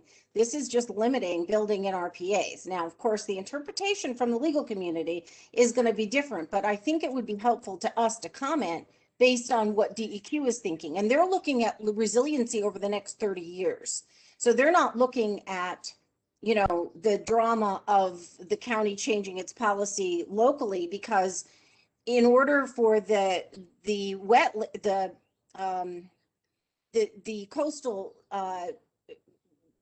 coastal issues to be resolved in a way that's going to stay for the next 30 years, the RPAs also have to be involved in this. So that's what I understood. And I just think it would be really helpful to have somebody from DEQ come up and explain to us what they're thinking on this to help us make our decision on what we want to recommend. Well, when I spoke to Mark Gorey about it, he did not think they would answer us with any level of specificity at this stage of things. I'd love to know what they meant by it's not a takings thing. I'd really like to hear that from them, because I think it would clarify a lot for us. Well, maybe, but I don't think it's going to be clear. The video we saw of Skip Stiles said this is going to be a huge issue. All right, I understand. I get it. Okay, so any more comments or questions for Jerry Stonefield? This is Ken. Jerry, this thing on mature trees, they're talking of keeping mature trees right up to the stream. Now, I know Fairfax County has a pretty good stream restoration program. We do almost 3 miles a year, which is actually a fairly small amount for the county. But nevertheless, in restoring a stream, you do typically remove the trees immediately alongside the stream. They're going to die anyway, probably fall over. But It doesn't sound like it recognizes that we're in Virginia, where streams down cutting is the big problem. That is one of the clarifications that we will be submitting to the state, is a clarification of what a mature tree is, and the issue of what is and who decides maximum extent practicable. Is it practicable to save that tree in consideration of a project? Example, we're giving a stream restoration project. If it is, I'm not the arborist to be able to tell you if it's dead or dying. Yeah. And of course, species makes a difference too. A silver maple is basically a weed, whereas a white oak is a little more valuable. Good afternoon, everyone. My name is Brian Cately. I'm the Director of Urban Forestry in the Department of Public Works and Environmental Services. So the point that Ken brought up is one of the, the issues with the mature tree language. It was, put in the legislation rather vaguely. I think we probably can all agree that the preservation of mature trees is a good thing, but mature trees come in different shapes and sizes. The oak tree in my backyard is 42 inches. The American holly, which has probably been there about the same amount of time, is only 8 inches. So, what is a mature tree? And then these issues of, risk. So, there's different risk issues with mature trees. So, you're developing to a particular part of the RPA, right? You say come up right to the RPA line. The tree's preserved, but 40% of the critical root zone has been impacted by grading. Now, would it be appropriate to, save that mature tree at that point? May or may not. Each tree is evaluated individually. But and then with the stream restorations, we go to pretty extensive lengths to preserve trees that can be preserved, but as Ken pointed out, the undercutting of the streams, a lot of the tulip poplars and whatnot that are down in the stream valleys, they're hanging on the edge, and sometimes it's amazing that they're even standing. So that's an issue too. And then also the issue of during our stream restorations, people being out there, whether it's the construction, our staff and engineers doing evaluations, or post-construction, a lot of these stream valleys, at least the one in my neighborhood in Fairfax County, has a nice path going along it, right? So we don't want to be introducing risk to recreational users. So there's a whole bunch of stuff. Unfortunately, that's the kind of stuff that we need to get clarification from DEQ on, and we'll push for the best interest. But in general, it's great language. We like to see mature trees, but then the implementation of it starts to spur questions of how do we actually do this, and what kind of risk are we introducing to the public or to our construction crew? So yeah, so it's going to be interesting. I think it's in the right direction, but these are the kind of things that we need to get clarification on. Yeah, it has little bearing on this committee, but for a committee like EQUAC, we realize that stream restoration is the primary best management practice the county depends on. In fact, very largely in the future, that's how we're going to meet our TMDLs for Chesapeake Bay. And it's amazing. It's amazing the amount of nutrients get flushed out to the bay by erosion. So the native soil in these stream valleys are holding enormous amounts of nitrogen and phosphorus. So yeah, it's a key part of our base strategy here in the county. It's 10 times more effective, dollar per dollar, than any other BMP. 10 times. I mean, Okay, so before we move on to our discussion, does anybody else have any questions of Brian Kitely or Jerry Stonefield or?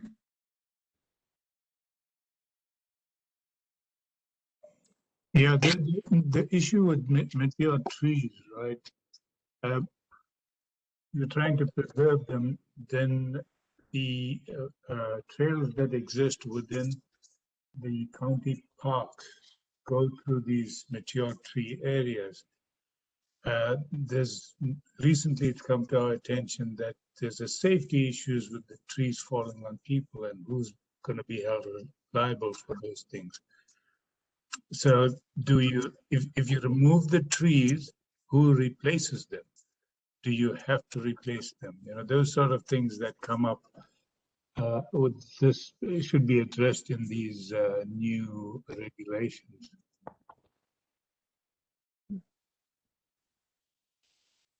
Okay.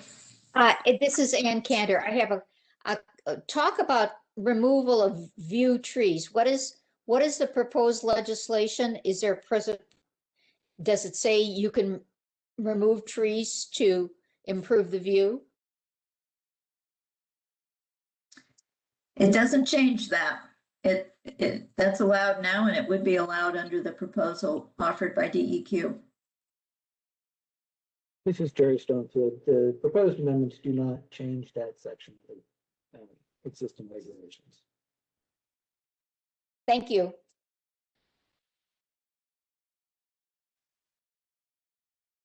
Thank you, Jerry and Brian. And now can we take up our own discussion? I don't know if you have, Danielle, do you have? Yeah, I have your presentation. I just need to close out of this one and then bring yours up. Okay. So maybe while you're doing that, I'll sort of introduce it a little bit.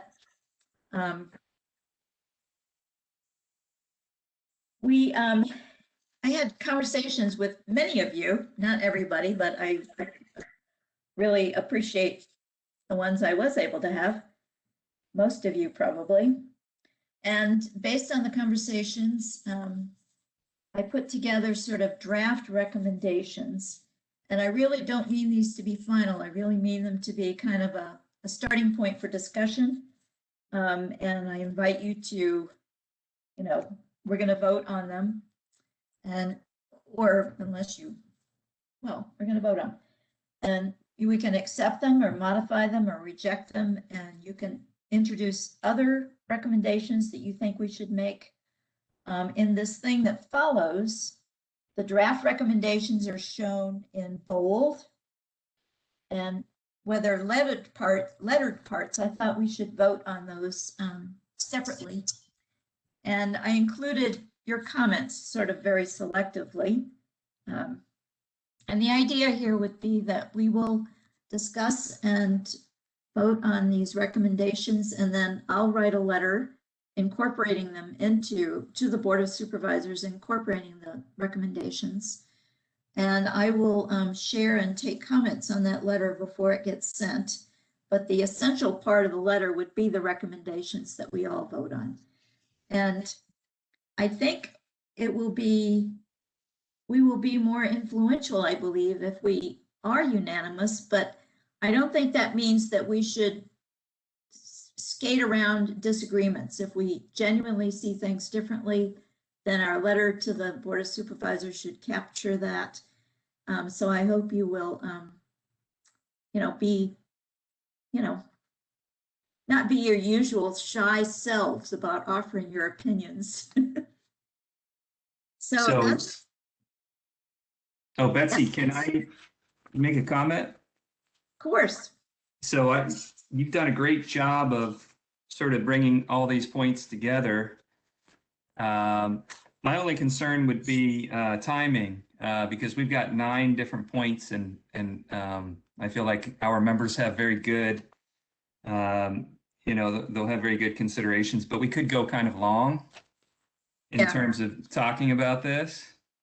So do we want to kind of make a point of sort of saying the recommendation, for example, this is mature trees, if we use the way that you recommended, we would simply say the ERE generally supports this amendment.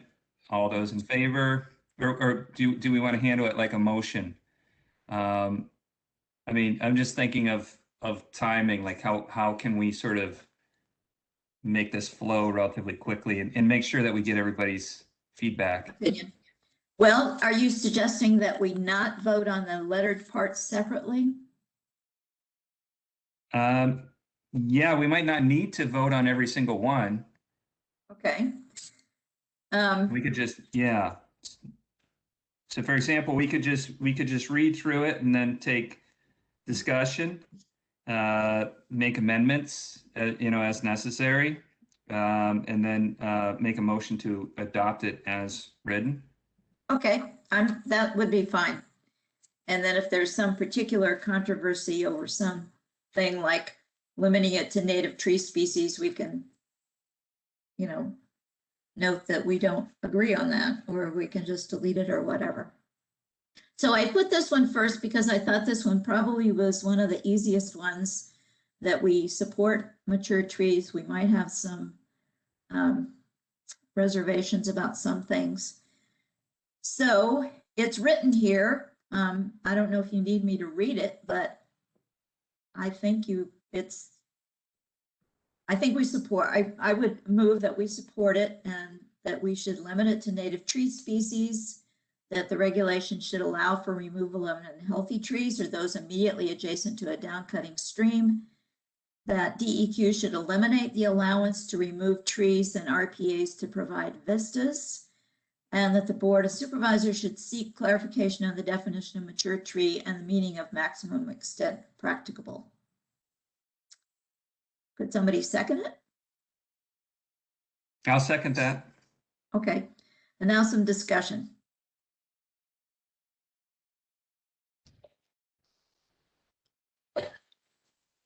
Yeah, Betsy, I think this is a very good recommendation.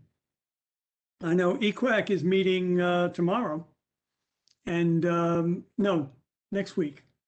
And I will probably report this to EQAC, which I'm a member of. This is what exactly I would like to see EQAC voting on. Amy? You're muted.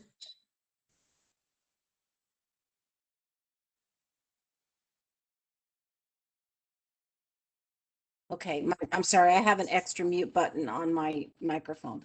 I apologize. Just in case I have to go quick with two fingers. So I have a question on the native species. I'm very pro native species, but my question, and I don't know enough of detail of trees. I'm not a naturalist and I just don't know enough about them, but would something like a sycamore be considered a native species in the mid-Atlantic area? Because that's a really important riparian tree. And yes, it is. Yes, and that's a vital one. So I just want to make sure that we're not eliminating something that has those deep roots that really do hold the soil for the stream banks in particular. So the American sycamore is native to this part of the world. Absolutely. All right, because I know I'm from Vermont. We also have sycamores up there. So I wasn't probably sure. The same species, but there's also a sycamore that's native to Europe. So this would say, all right, no, don't use that one. Use the American one. Thank you. Other questions? Issues? Are shall we just vote on it? Nobody else.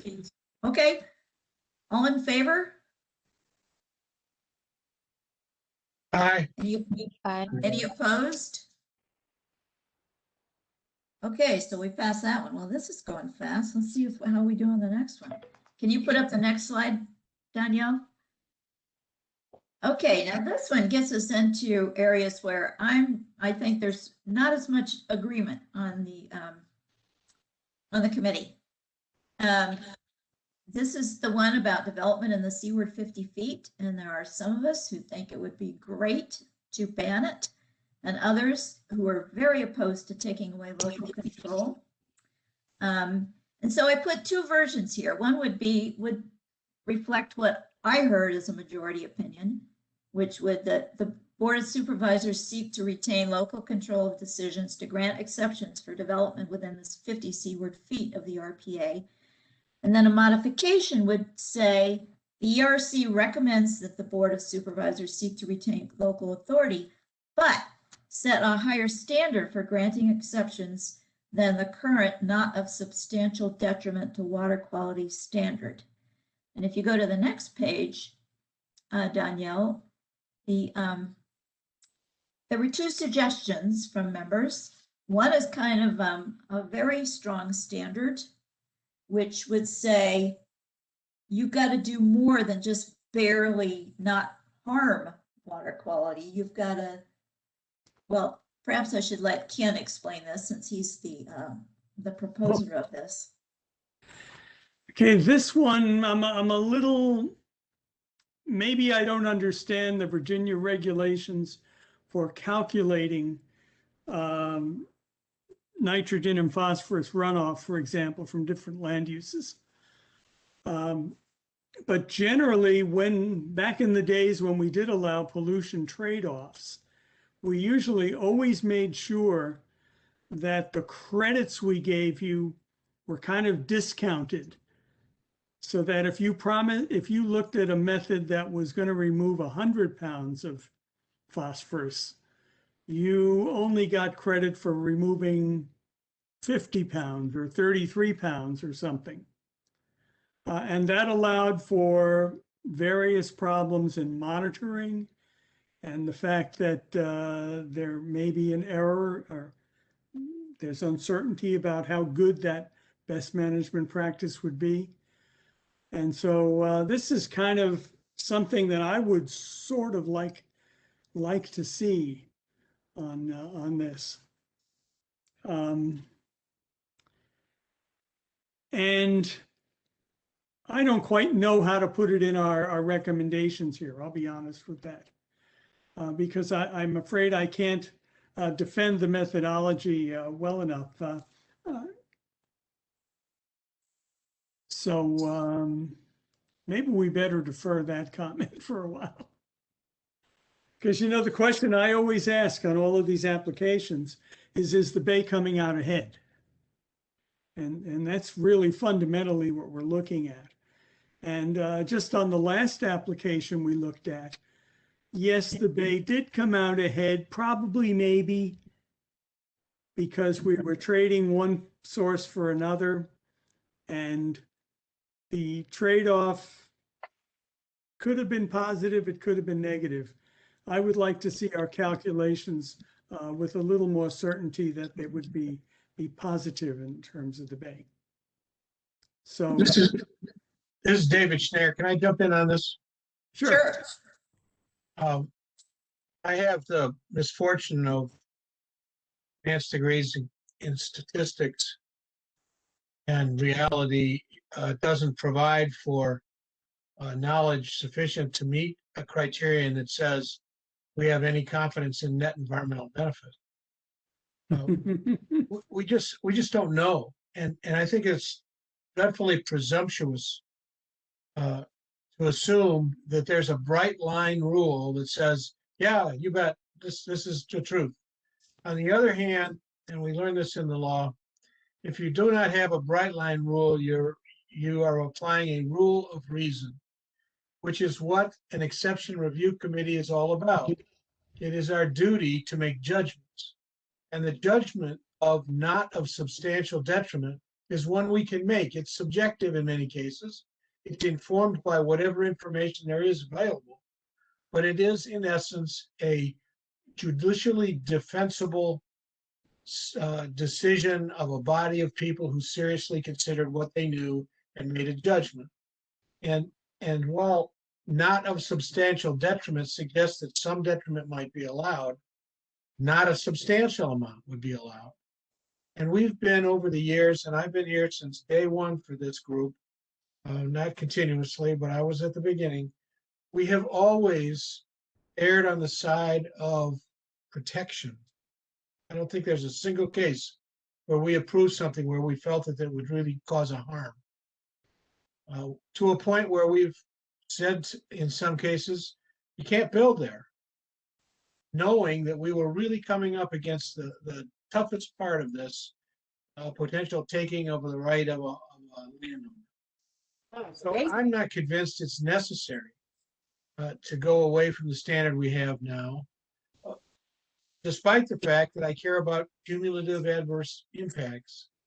And thus, I think the appropriate thing is to examine the degree to which we would expect cumulative adverse impacts to arise and consider that in our understanding of what may be substantial detriment.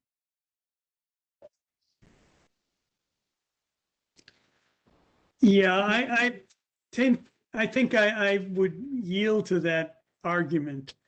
I'd like to have a hard number here, but I really don't think that at this point, DEQ is ready to define that hard number of how much we should be on one side or the other to get certainty.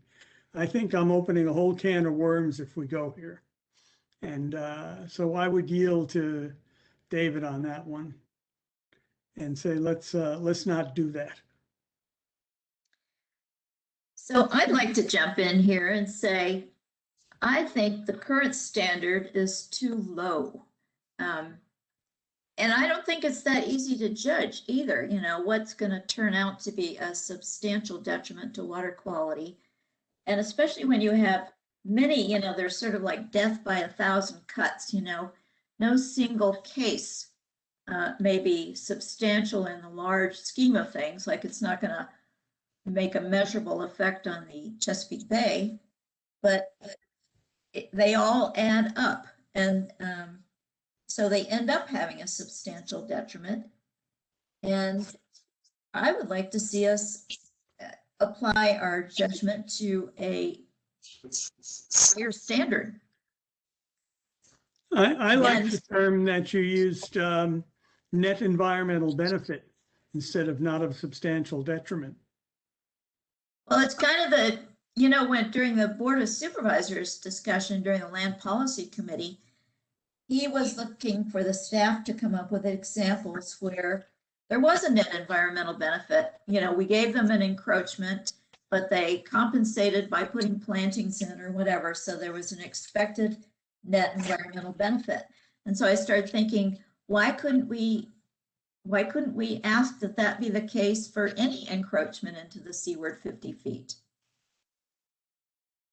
I agree with you there, Betsy. I think that that's right, that we've been, as I use the term, nibbled to death by ducks, which is the same as 1,000 cuts. But I think that's really what we try to do. And I think that's also what staff tries to do, which is, yeah, you can do this, although I am not in favor. I mean, I am in perfect agreement of nothing within 50 feet. I think that would make our life so much easier, everybody's life so much easier. But if you're going to do something, you know, do the plantings, do the buffers, do the things that in the end we come up with better water or a better water quality coming off that property and a net improvement to the bay. Like Ken said, I mean, I agree with what he said there. Okay. Well, could we start with if you'll go back, Danielle, to the slide before. I wonder if we could start with just a sort of show of hands about this number 2, you know, how many of us are opposed to giving up local authority and saying, don't do anything within the 50 seaward feet, and how many of us are support that? I don't know for sure because I only talked to some people. So let me pose this question. So Betsy, you're asking those in favor of supporting local authority first? Yeah. Okay. Okay, so you're there. Okay, you and Amy and Anne.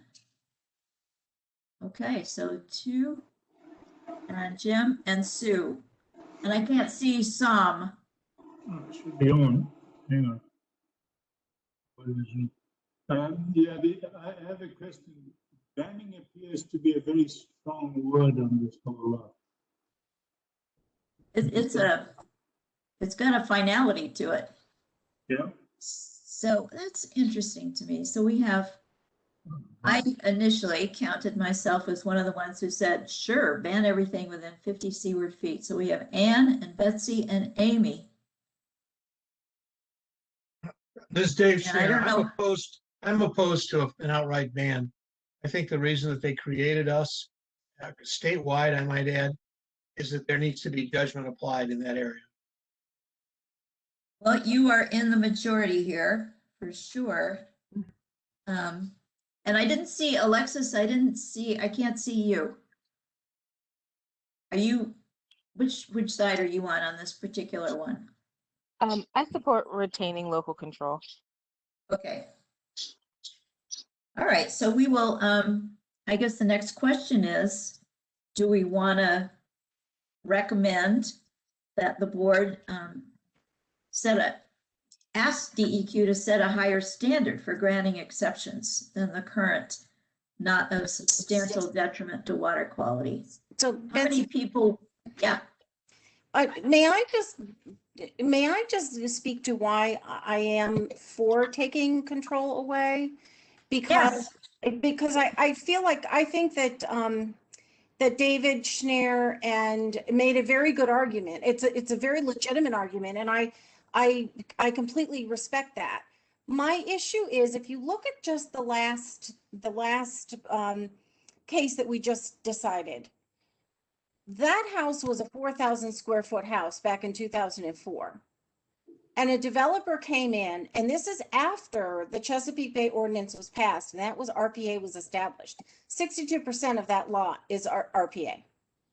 And then you look at the developer literally built a 7,000 square foot home and then took out all the mitigation plans that he had. And that has been that way for since 2007. So we've got from 2007 and all of the mitigation efforts that were made, and under the best of intentions. Okay, everybody on this committee made the right decision at the time, but then we had a recalcitrant owner who ripped out everything and put lawn in. There was no net benefit there for the last 20 years on that property. And so when we have made these decisions in the past, we cumulatively do have to consider how this impacts the Bay and what we're trying to accomplish here. So I totally respect it. And if I had confidence that land development and that the Board of Supervisors were making good decisions, I might feel a little bit differently about this. But since I've come on board, we've had 41 offshore woodlark. We've got 8211 Little River coming. We've got, things that I've been involved in and know a little bit about. And so I am very concerned about these decisions that are being made. Now, I totally respect the other side of this, and I will, if I need to acquiesce to that, I will. But I just wanted the opportunity to state my opinion and the reasons for it. I've just seen too much. Okay, thank you. So, Sam, did you want to say something? No. Okay. So how many people, either sort of a straw vote, would support setting a higher standard? One, maybe with the specifics. Anne would. Who else? I would. Amy would. Can I, while you're counting, let me just ask this question. Is this higher standard intended to be a bright line rule, like a number, or is it still going to be judgmental? It's still judgmental. At least that's what I mean. In that case, it should include the word judgment, such as that the committee judges or that the exception would improve or would reach a higher quality of water or something like that. Well, I mean, here you can rephrase it here, David, but set a higher standard for granting exemptions instead of not of substantial detriment to water quality, of net environmental benefit. Yeah, the problem is the word standard, because standard implies some kind of objective measure. And so if we'd say make perhaps criterion. Okay. Or something, To me, like that. to me, a standard doesn't imply something, it doesn't imply a bright line, but it does imply, I mean, it can incorporate judgment. Well, Well, that's what what are I, we saying? what I did for 37 years. And so that's my Okay. perspective. They All take right, it so for what it's worth. What can I propose that we say the ERC recommends that the BOS seek to retain local authority, but apply net environmental benefits instead of lack of substantial detriment. Yeah, I agree. Putting that Local standard, authority based on net environmental benefits. That's probably the way I would phrase it. Perhaps we should say perceived net benefits. Yeah, I think perceived sounds a little too loosey-goosey. But it is- Judged maybe, or predicted, or Estimated. expected. Estimated might be okay. This is a qualitative description, right? Yeah, And, maybe that's the word we should use. It's qualitatively a net improvement. Well, it might be that there will get to be models that really can calculate it on Yeah. a more firm basis than just, Yeah, just- I have dreams like that too. I mean, it's just not, maybe someday, but I gotta tell you, modeling has never proved to be particularly accurate. It's just our best effort at trying, but the uncertainty bands around them are massive. And that's just the way it is, so if you say it's loosey-goosey, I come back to, well, what's sauce for the goose is sauce for the gander. Judgment is loosey-goosey. Just Well, judgment. David, we could go on a lot about environmental modeling because I've worked with some of the best. I agree that in any particular instance, one particular parcel, the variation is enormous based Right. on predicted versus what happens. Right, But- which is what we do. But in the cumulative effect, it actually gets a lot closer.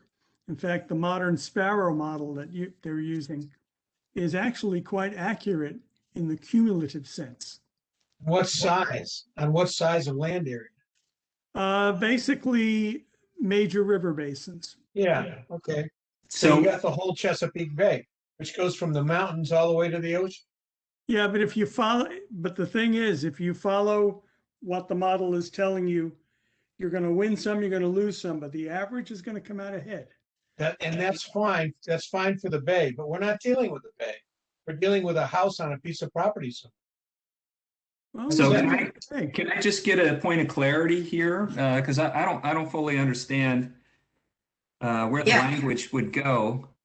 So we have from DCR the exceptions, the guidance in determining whether these properties, number one, the requested exception to the criteria is the minimum necessary to afford relief. Right. Are we looking to change number 3? The exception request is in harmony with the purpose and intent of this part 4 and is not of substantial detriment to water quality. Is that Yes. specifically what we want to change? Yes. Yes. Okay. And now the discussion is whether we want to use net environmental benefit versus another qualitative description. Well, That's where we're yes, at. that could be. I think Ken kind of withdrew his suggestion, which was the strong standard. Numeric standard, but We're just one stakeholder going into the Board of Supervisors bin here. And so, so 2 modified said not of substantial, we don't like not of substantial detriment to water quality. We say we would prefer something such as net environmental benefit. This is not like the stuff we did before where suddenly we kind of have a semi-legal requirement here. We're just writing them we're writing a letter of recommendation. Exactly. We don't have to be quite as nitpicky as we had to be on that. Yeah, we can do a couple Condition things. If somebody says something, not of substantial, I think as a person who's gone through a lot of these applications, I would feel much better if I could use as the basis of my decision, net environmental benefit, and have to have the applicant actually show me something, rather than saying, well, the best we can do is not a substantial detriment to water quality. I mean, I would really much rather be working off the first one rather than the second one. So I think we don't have to fight over this and do wordsmithing on this. Betsy can just add another sentence. I can add another sentence and I can send it out individually to each and every one of you, and you can wordsmith it and say, I don't like this. I want you to modify it in such and such a way. So, but it sounds to me like we're agreed, many of us are agreed on some version of modified 2. David doesn't like the word standard, but we would be making a different judgment. We would be judging whether it's expected to yield a net environmental benefit rather than whether it's going to be a substantial detriment to water quality. Exactly. And how many? Here's how I would change that. Okay. The ERC recommends that the Board of Supervisors seek to retain local authority, but require applicants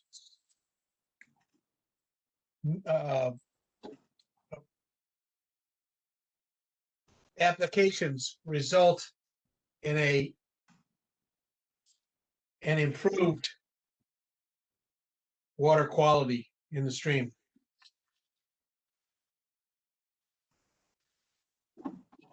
Something like that. You can wordsmith from there, but the notion being that that it gets away from the standard, but it basically says, seeks to ensure that the water quality is improved. I think that's a real good change to use that, to say improved and not just net environmental benefit. It doesn't sound, it puts the burden on the applicant, which is to improve it, to show why it's better. And yeah, I like that. I like that. I agree. Mm-hmm. Okay. Mm-hmm. So do we need to vote on this, or can we just say, yeah, we like something like this? Anybody want to? That's good. I think we're Okay. good. We've beaten it to death. Okay, so let's move on to 2 pages ahead. I think we're done with draft recommendation 2. Now, this is several things that have come up. I mean, I think we all know that the whole issue of compliance and enforcement is like really problematic. And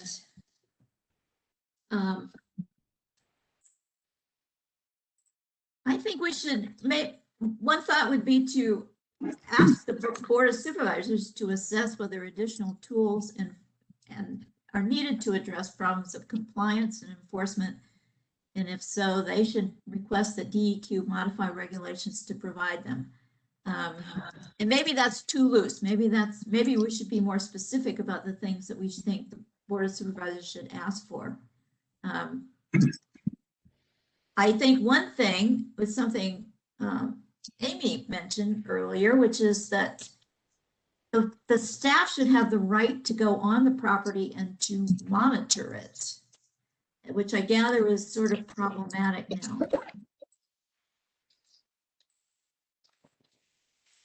Well, Betsy, there may be ways to do this in the future using better technology. I mean, I mentioned earlier in the earlier discussion about the trees and yeah, that was a good one. Tree survey. Technically, that is not a very hard thing to do. And we do have a very, very skilled GIS unit that could do that if that were given as a priority. But can they use drones? Are we supplying our people with drones now that they can fly up and look down on property? I mean, on our way to the Holland property, we drove past the property on Mackall Avenue that we fought over last year or the year before. And, you know, I tried to look into that property and see what they'd actually done in you know, compared to what we told them they had to do. And I couldn't, you know, I couldn't see in there enough off the road. So, I don't know if they did what they said they were gonna, we told them they had to do. I have no idea. And there's really no way for us to check up or for Ed because, you know, Drainsville is his district. So, you know, any kind of improvement about finding out if people are doing and continuing to do, like the problem, which we just saw today. Yeah. Would be my idea. Well, I wouldn't get too specific here. I'd let the Board of Supervisors and more importantly, the staff work out some recommendations here. But I think we do need to make it clear that we are not happy with the enforcement that's been done on protecting RPAs. Amy. And whether they want to charge one area or another, we don't want to say use drones or don't use drones. I think that's no. way more than we want to deal with. Well, you can't use drones in most of the county anyway. The FAA doesn't allow it. But I agree, we have an enforcement problem. I'm still in favor of people about it. It's a low cost. Amy said her hand up.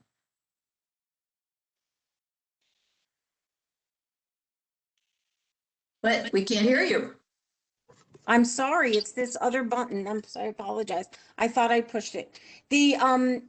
So I'm wondering if on the staff recommendations, like they just gave to us and we went through and approved them for this applicant that we just dealt with, whether they could put that the applicant agrees that follow-up visits by the staff can be done periodically, like every other year or something like that, just to make sure that those things are being maintained. And that way, yes, you can look on the overhead, the GIS, but if there's a question on whether they can't see something properly through the GIS, and I know those are very good to monitor. I've seen a lot of those and they're unbelievably intimate. But you know, that would, if we could write that in on the front end of these things as just part of the process, that would give the staff the approval to just go and take a look at the outside and see if anything if they're maintaining it properly. That's all. I don't know. I'm not a lawyer, so I don't know whether you can actually do that or not.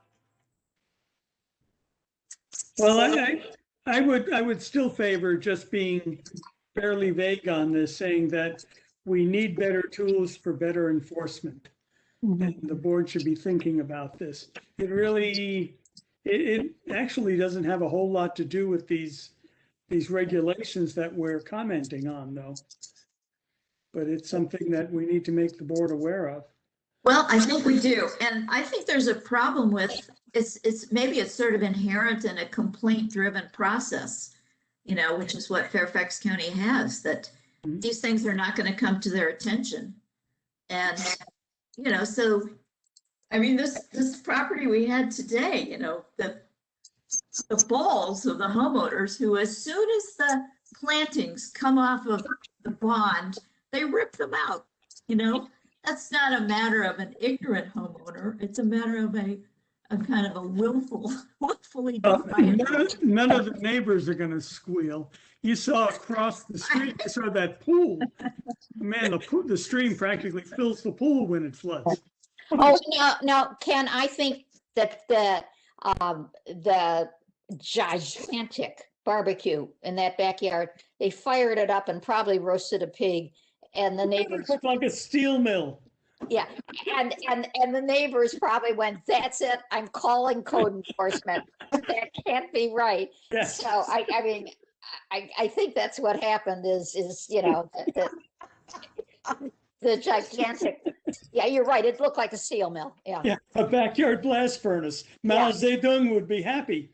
It was a great leap forward. Now let's not badmouth our applicants here in a public meeting. No.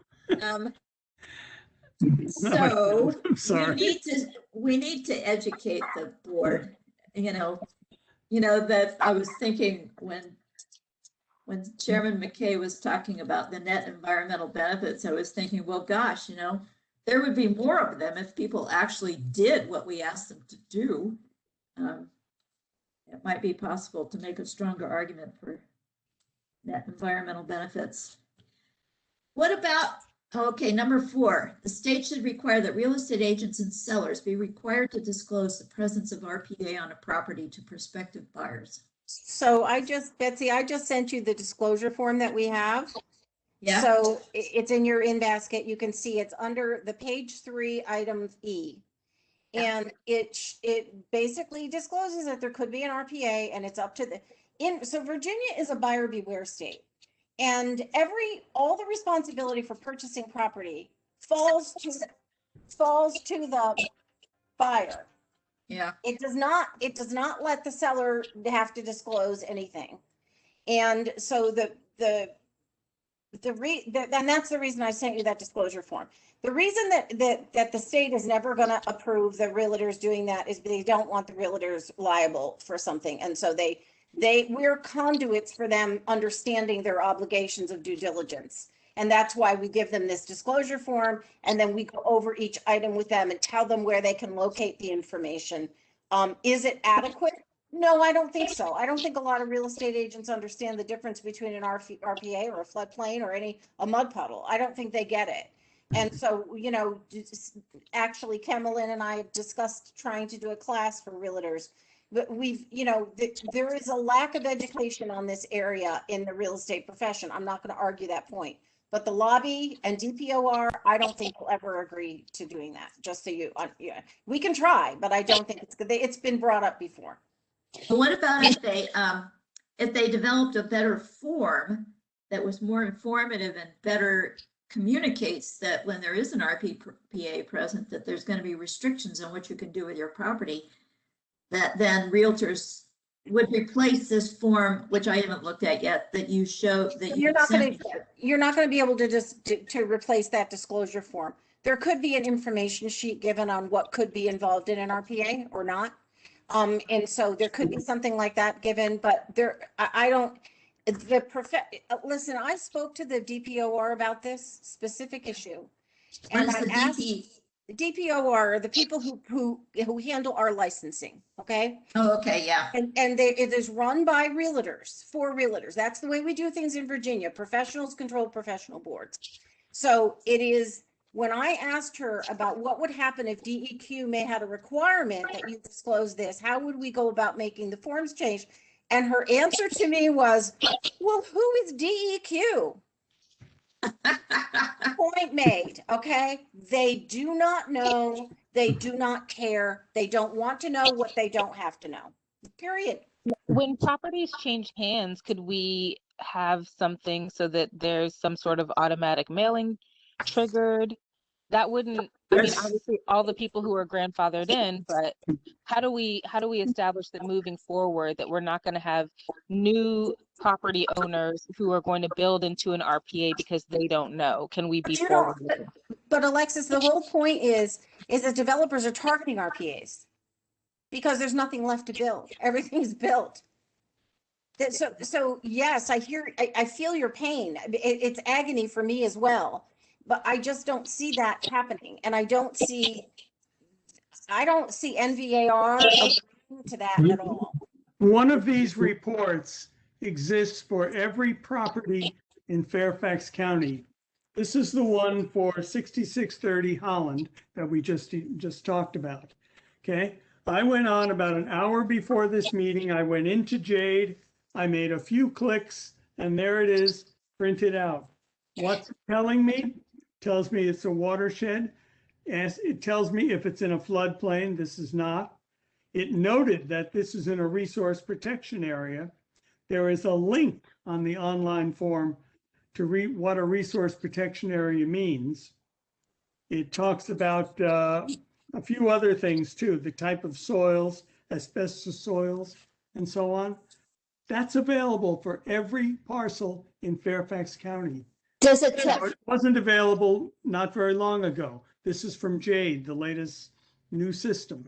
But Ken, does it tell you that there was a judgment or a decision on the land in 2007 that there had to be, there had to be compliance with a resource protection area. No, it doesn't. Yeah. But no, it doesn't, but it should start you asking questions about that. Yeah, but Actually, no, this thing that we're going to require that it be part of the deed, that will then become something that the homeowner is almost forced to notice, won't it? Yeah. well, if they get the, if they go get a title, yeah. They'll If get they- that it'll- settlement. Oh, If they do a title search. We're talking about two different issues here. Existing properties that encroach on RPAs become a problem for us, right? New properties that are not developed, a developer cannot get that approved through the county.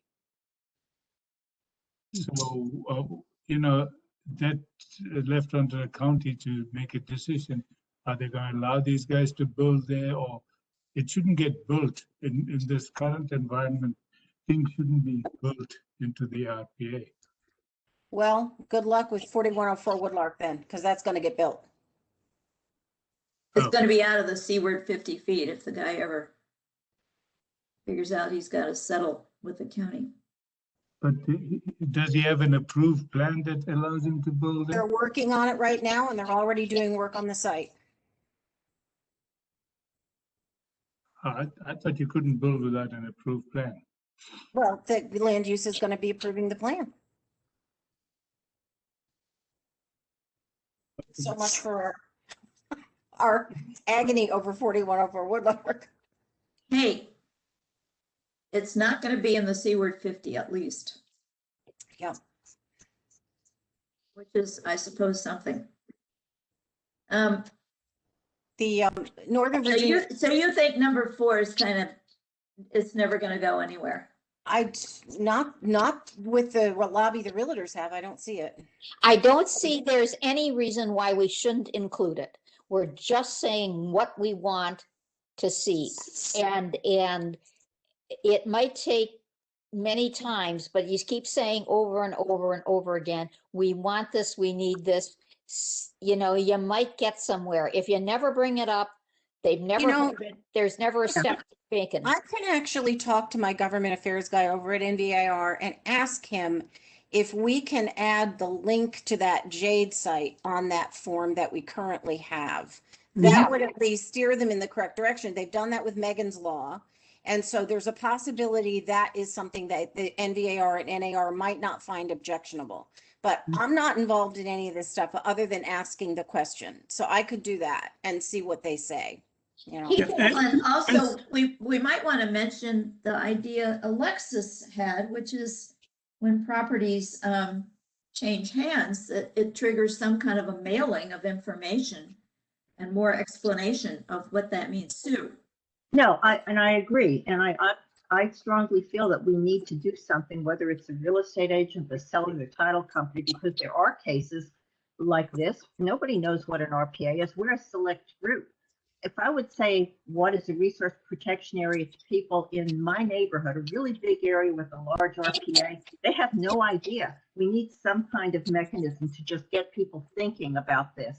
So Anne's right, keep it there. It may not be perfect, but the board might say, oh, well, we should do something so we don't have this problem. Well, we may be able to also enlist DEQ to ask the DPOR for that. And then they'd know who DPO or then DPOR would know who DEQ is. Yeah, maybe they need it's our job. It's our job to identify a problem when we see it. And one of the problems is buyers are not getting told that they're in an RPA. Now, if we say realtors should be required, yes, it is probably going to be rejected. But people also rejected the idea that women should vote. But realtors don't always. Great characteristics of Virginia too. Realtors aren't always the ones that sell the land either. Sometimes the developer goes directly to the owner and goes through that process. So there still would be no disclosure. Yeah, but we're looking at baby steps here, right? I mean, this is obviously there's a big entrenched thing of people who want to Well, sell I'm not the property. one that makes the decision, but I'll certainly ask them Yes. if they would So consider. I want to mention another thing to you, which I only recently discovered, and you guys may know about this, but I didn't. The county has recently developed a brochure that is about RPAs and about what you can and can't do of them. And it talks about restoring your buffer and planting native trees and how you could be landscaping to make things better environmentally. And it's really very nice. And after we get off this call, I'm going to send it to you. But it's a kind of thing that could also be part of public education efforts for not in the process of selling a house maybe, but more generally getting people to do better maintenance and better treatment in their RPA properties. And you could, so you could go stick one in everybody's mailbox. You could mail it to every RPA owner. They have them on, I mean, they're How on the many tax. people will read junk mail? It's not junk mail. It's very good. It was produced by the county, Sam, and it's well done. It's not junk mail. Yeah. Well, I'm gonna send it to you. so You'll much read. stuff in the mail and email. You know, most of the stuff just goes in the trash. Sometimes it's maybe throwing away good stuff. I'm guilty of something like that. My regular email is filled with stuff that I don't need. Well, I can tell you, I know one place it's going to be used, and that is, we have this program called the Audubon at Home program, where we go out, volunteers go out and advise property owners on how they can create better habitat on their property. And I think in future, we're going to take that brochure.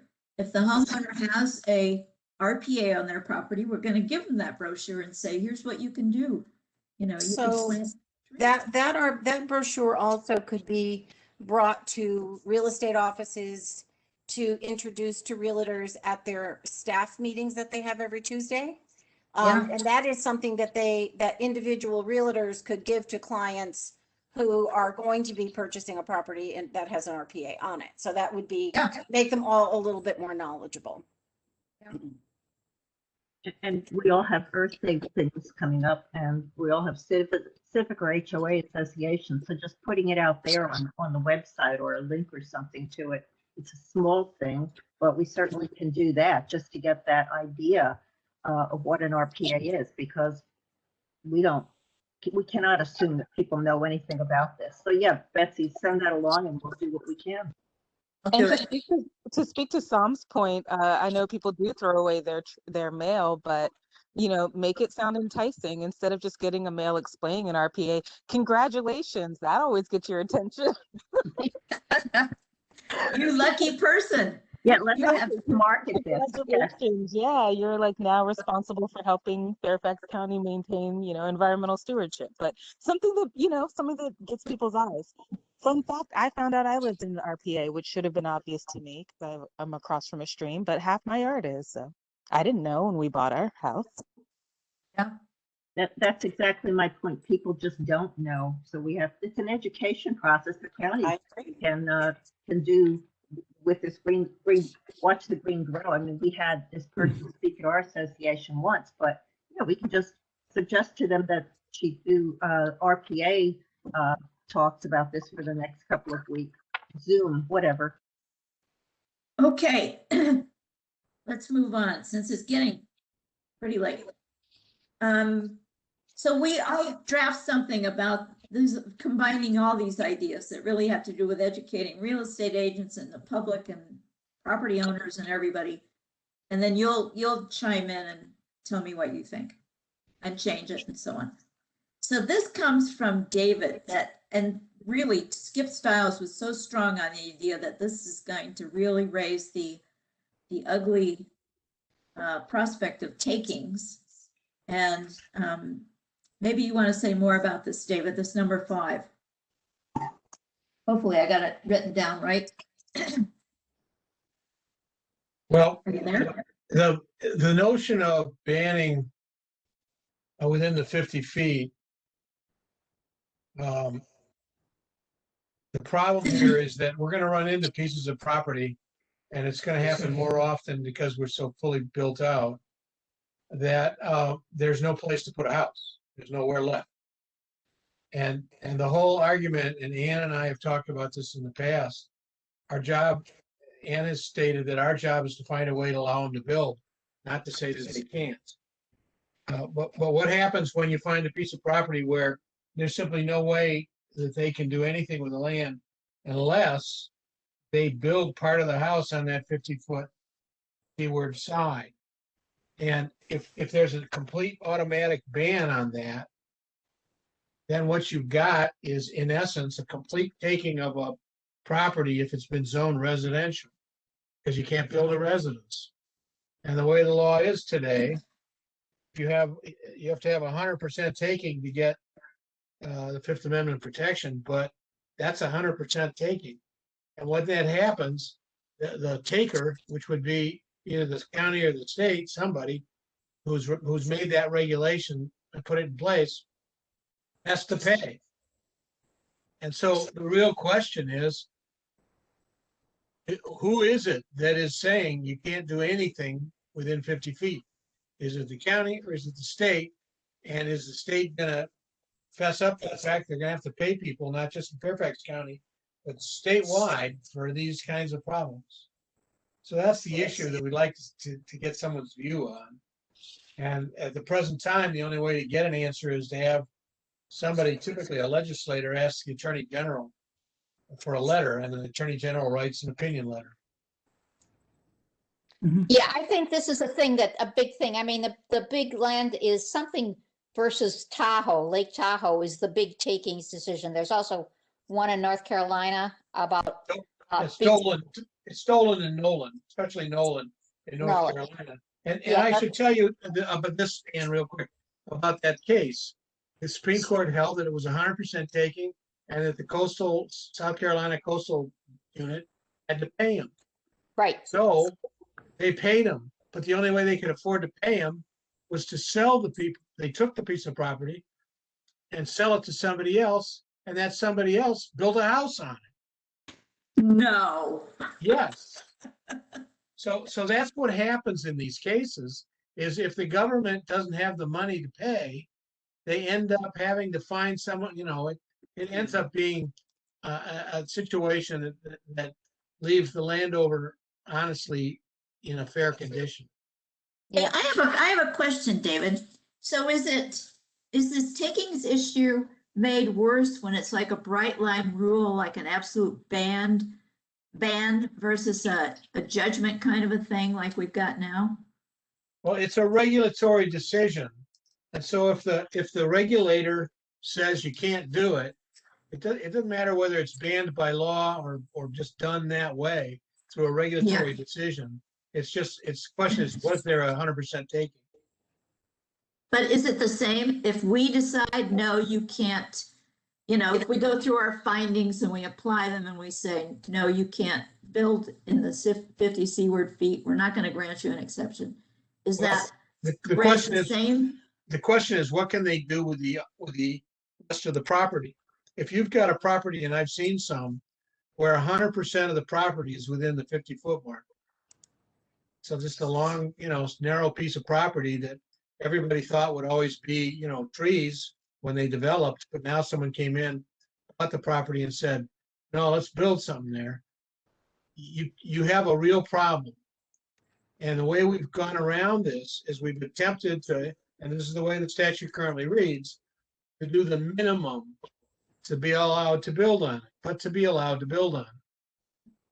And that's why judgment was necessary, and we didn't have a bright line rule that says you can't do anything on 50 feet.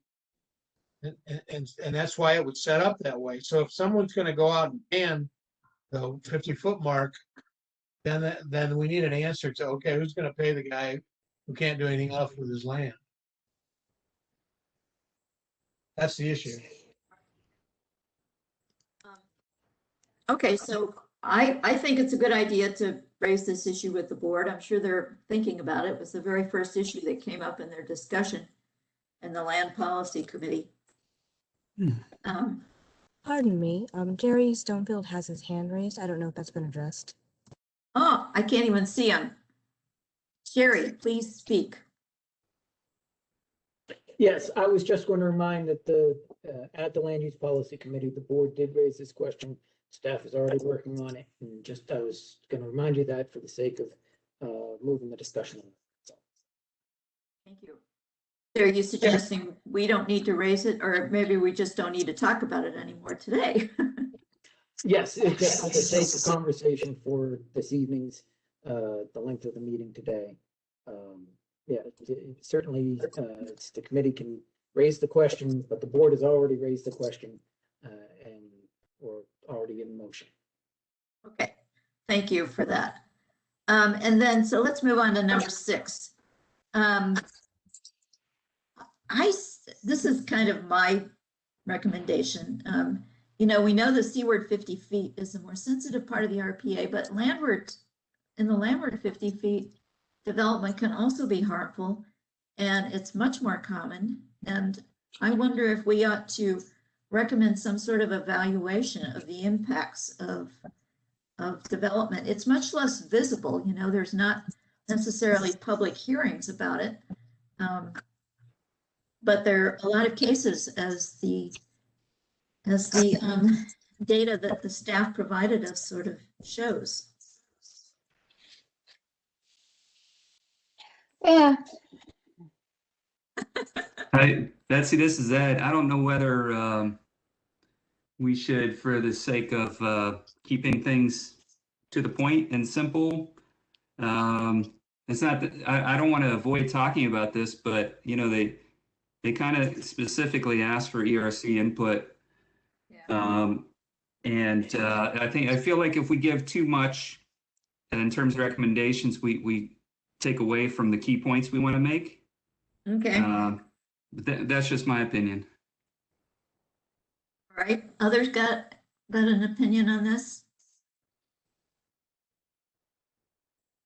Or maybe we're just getting kind of tired. Yes. All right. Well, unless somebody says, no, we need to know this, I will just maybe skip it. I think. So could we go? I think the whole point is that what comes to the ERC is in the 50-foot seaward. And so they're not really asking us our opinion on the land side. Maybe was that what they were trying to say here? I don't know. Yes, I think you're probably right. That's never, some of us are inclined to offer our opinions on other topics than those we were asked about, but we already have quite a few. Okay, so could we move to the next slide, Danielle? I think here. Now this is a tough one. I don't really understand what this is. To me, this is a pretty mysterious. First of all, I don't know what a fill-only project is, and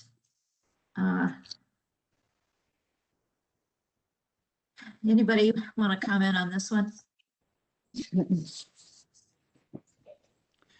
I think you're right. The fill only is the real sticking point. What do they mean by that? I think they're referring to some specific problem, not general use of fill entirely. So I think I would stick to the fill only comment and forget the number 1. The number 1 originated with me, and I don't think it's particularly relevant at the moment. Yeah. I don't know. I think it seems like a very pertinent point. I found it persuasive. Okay, well, it relates to one of the other recommendations about the flood frequencies and the like, but things are changing. Basically, in this area, there is a good likelihood, I would say, that the 100-year flood is a lot bigger than we thought it was. And that means the 100-year floodplain is no longer the 100-year floodplain. It's more like the 75-year floodplain or the 50-year floodplain. Or sometimes the twice-a-month floodplain. Yeah, it changes. Yeah. And it is very, very hard to judge if you get into arguments, you're putting fill too near the stream, you are possibly changing the hydraulics of the stream. And that is an impact that can be very serious. I just want to add on this whole lot here. If you're within the floodplain, you're not allowed to fill to start with. So if it's an established floodplain or you're being asked to verify your floodplain, it means that somebody is aware of that. And if you're putting up a new development, you cannot fill into a floodplain for any reason at all. I don't know, Sam. There was a case down here, which some of us got very involved in, out on Richmond Highway, where they were proposing to put 43,000 cubic yards of fill in the floodplain and build 36 townhomes on top of it. And it had a good deal of momentum.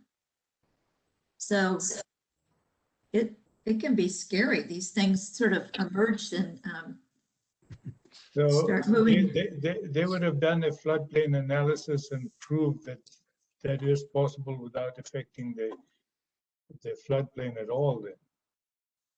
Well, actually, it depends on which flood frequency curve you use. Yeah, certainly every place in Virginia has a flood frequency curve. The engineers use them all the time. But there is increasing evidence that the flood frequency curves we're using are wrong. At least climate change is changing them. Not that they were wrong, but they are becoming wrong. And there is some science to back that up, especially on the peninsula. And the peninsula is close enough to the Piedmont that we should be worried about it. Which peninsula are you talking about? Down in the Williamsburg area. Oh, okay. The journal I used to edit, the Journal of the American Water Resource Association, published a paper by a couple of researchers from Virginia Tech. And they looked at the changing flood frequencies in that area and the changing precipitation frequencies. And it was a little alarming. Yeah. So maybe to safeguard everybody, we could be setting a slightly different floodplain, no longer the 100-year flood. I think we're nitpicking here. I think, but the question is, really, are we going to say number 7 is fine, or are we going to include it or not? That's really, I don't feel I know enough about what this means and what they're trying to do and what the problem is to vote for it. So I would say this is if it was me, this is something I don't think we need to include in our letter because we don't know enough one way or another. Yeah, I would leave it out for now.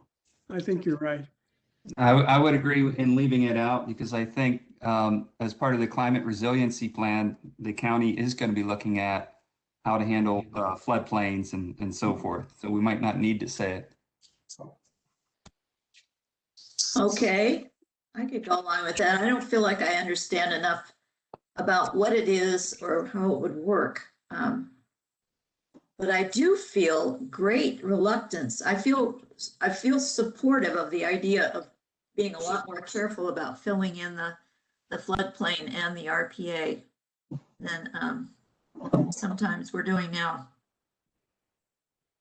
Okay, let's see. Let's move on to the last, I think it's the last thing here.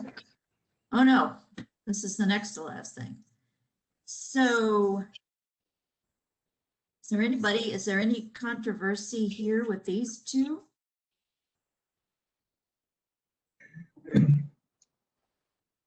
All right, who suggested the article? That was me. That was me. Yeah, Ken, it's 20 pages of absolutely impenetrable graphs. Yeah, but go to the end of it and read it, and it gets scary. I copied the cover page and the conclusions. That's all. Everything else in between, I kind of went like, well, no idea. No idea. It has to be like that because it underwent very, very strict peer review. Okay, so it's a reliable paper. Look, the problem with trying to take climate change into account and we talked about models before, and this is a perfect example, is that there is no, I mean, I worked on this stuff at the agency at EPA. We talk about regional effects, but the models are completely unable to talk about the implications on specific areas as narrow as even Fairfax County, which is a pretty big land area. The disagreement, for example, about the degree to which the speed with which oceans are rising, is sufficient to make it impossible to honestly say how much and to what degree the oceans are going to rise, depending on the degree of temperature rise. And the argument about the doubling of CO2 and the effect on temperature is massive, to a point where in the last report, the IPCC refused to say how much they thought it was going to change. I think it's lovely to have everybody have, some virtue signaling on climate change, but in reality, we don't know enough to know what the impacts are, much less consider. David, you haven't read the paper. I, in fact, have edited it, and I work with my associate editors who advise me on it. The paper actually takes in an ensemble of models, so is allowing for quite a bit of the variation that we recognize occurs in the modeling community. And the paper, it holds up. If you look at what we are seeing in Virginia is more extreme dry periods and more extreme wet rainfall. The convective storms. I'll have to go back and look at it, but did you go back 150 years? Because we have records that old. We have records that are 200 years old. David, he went back quite far. I mean, this is a peer-reviewed paper in a very good journal. Well, yippee skips. Okay. I've published in peer-reviewed papers too. I mean, Okay. I'm sorry, Okay. but I I'm think not we buying probably, how many people support putting in this recommendation in some discussion, which will be open to comment from both of you as well as the rest of us, these two recommendations? Anybody want to say yes to these two? Yes. No, Ken, you don't want to do it? Yeah. Yeah? Yeah. Okay. Just keep them both in. Okay. Yes. Okay. Anybody not want to do it? Not want to keep these in? I'm opposed to it. Okay. So's my supervisor. He's not on the committee. I'm I not know. counting his vote. Yeah, I know. They don't even let him talk anymore. I understand that. It's sort of sad. Freedom of speech died sometime. Oppose this button. Okay, and now we are at the very end, and I don't know if we want to do this or not, but at various times, it has seemed like our hands are kind of, we don't have exactly all the tools we need to do the best job we can. And one instance that bothered the heck out of me was when the appeal happened, on Woodlark, the applicant appealed our rejection of their request. And so there's not even a process defined in the Chesapeake Bay Preservation Ordinance for how this appeal happens. There's no place for us in it. We kind of took it to our bosses, the supervisors, and explained to them individually why we did what we did. But it seemed wrong to me that it just seemed very flaky, that there's no, it was like a completely ad hoc sort of a thing. And I don't know if it's worth raising a couple of issues like this with the Board of Supervisors or not. I've sent a letter to Sharon. Well, I sent a letter to Sharon Bolova about Woodlark and talked about that to her. So that I don't know if this is, I think this is a good thing to bring up. I don't know that this is the letter to bring it up in. I think it's a good thing to send to them. But I think I'm going with Ed. We got to keep it a little bit shorter. Well, but if they're going to be making changes to the ordinance based on these recommendations, I don't think it's a bad idea to enclose like additional things that we've discussed, like the. No, this is not change of their ordinance. This is talking about changes to the state that the BOS is going to make. And it's giving the county 3 years to change their ordinance. Oh, to okay. comply with the new regs. That's what this is about. Oh, This okay. is about the county changing based on that's why DEQ is reaching out to the county now.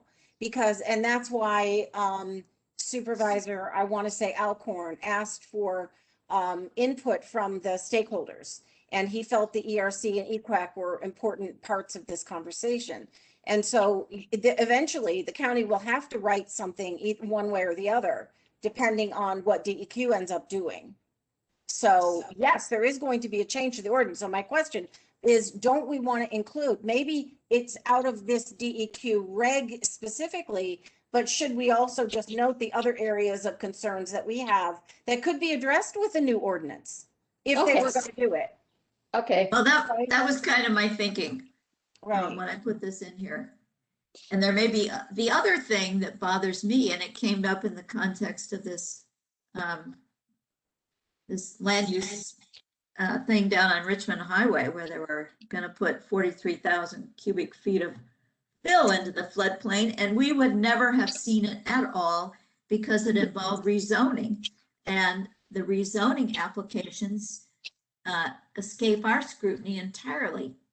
And to me, that seems wrong. You know, it seems wrong that we're giving all the scrutiny to little homeowner projects that involve a fire pit, you know, of maybe 100 or 50 square feet or something.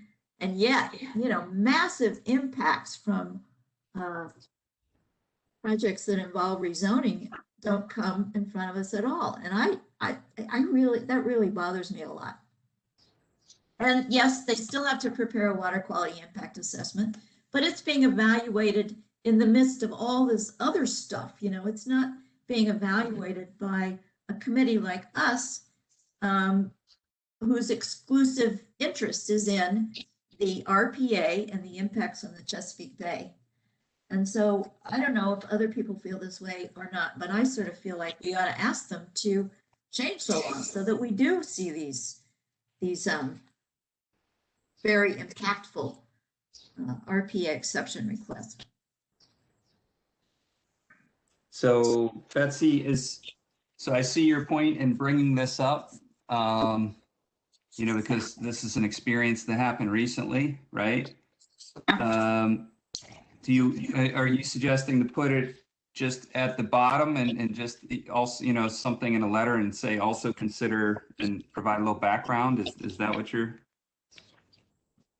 I was thinking, well, sort of like what Amy said, you know, that they're going to have to be revising the Chesapeake Bay Preservation Ordinance, and that it might be worthwhile to bring to their attention things that we think are problematic in terms of how we do our job, and whether or not we can improve the process, and so that they can incorporate those recommendations as part of their thinking. That was kind of what I was thinking. And I take your point, you know, some of you have said we should stick to the specific tasks, you know, that they want us to do.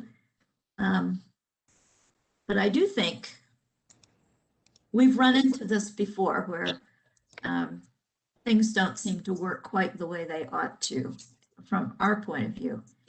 And we could either write it in a separate letter, and there may be other issues that you guys think of that I haven't put here, or we could put it in this letter since they are going to be paying attention, and they might not pay attention to a separate letter.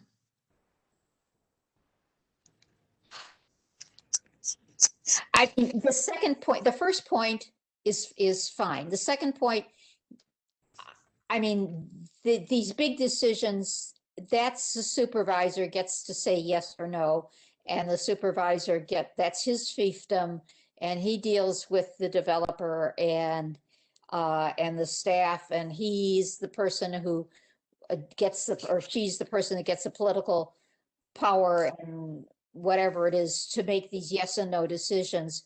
And they frankly don't want us doing it.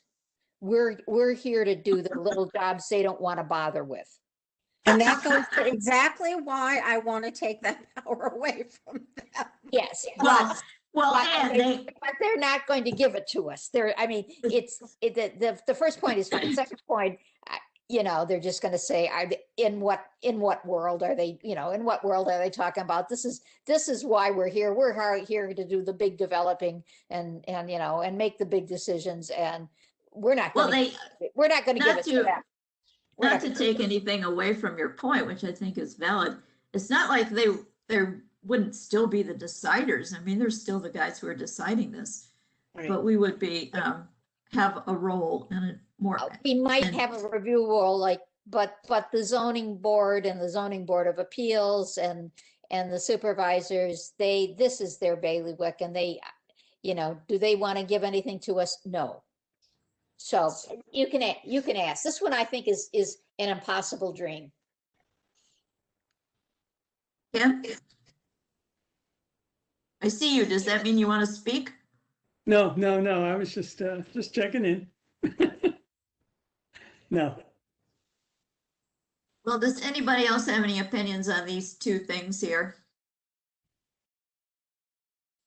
In terms of this letter?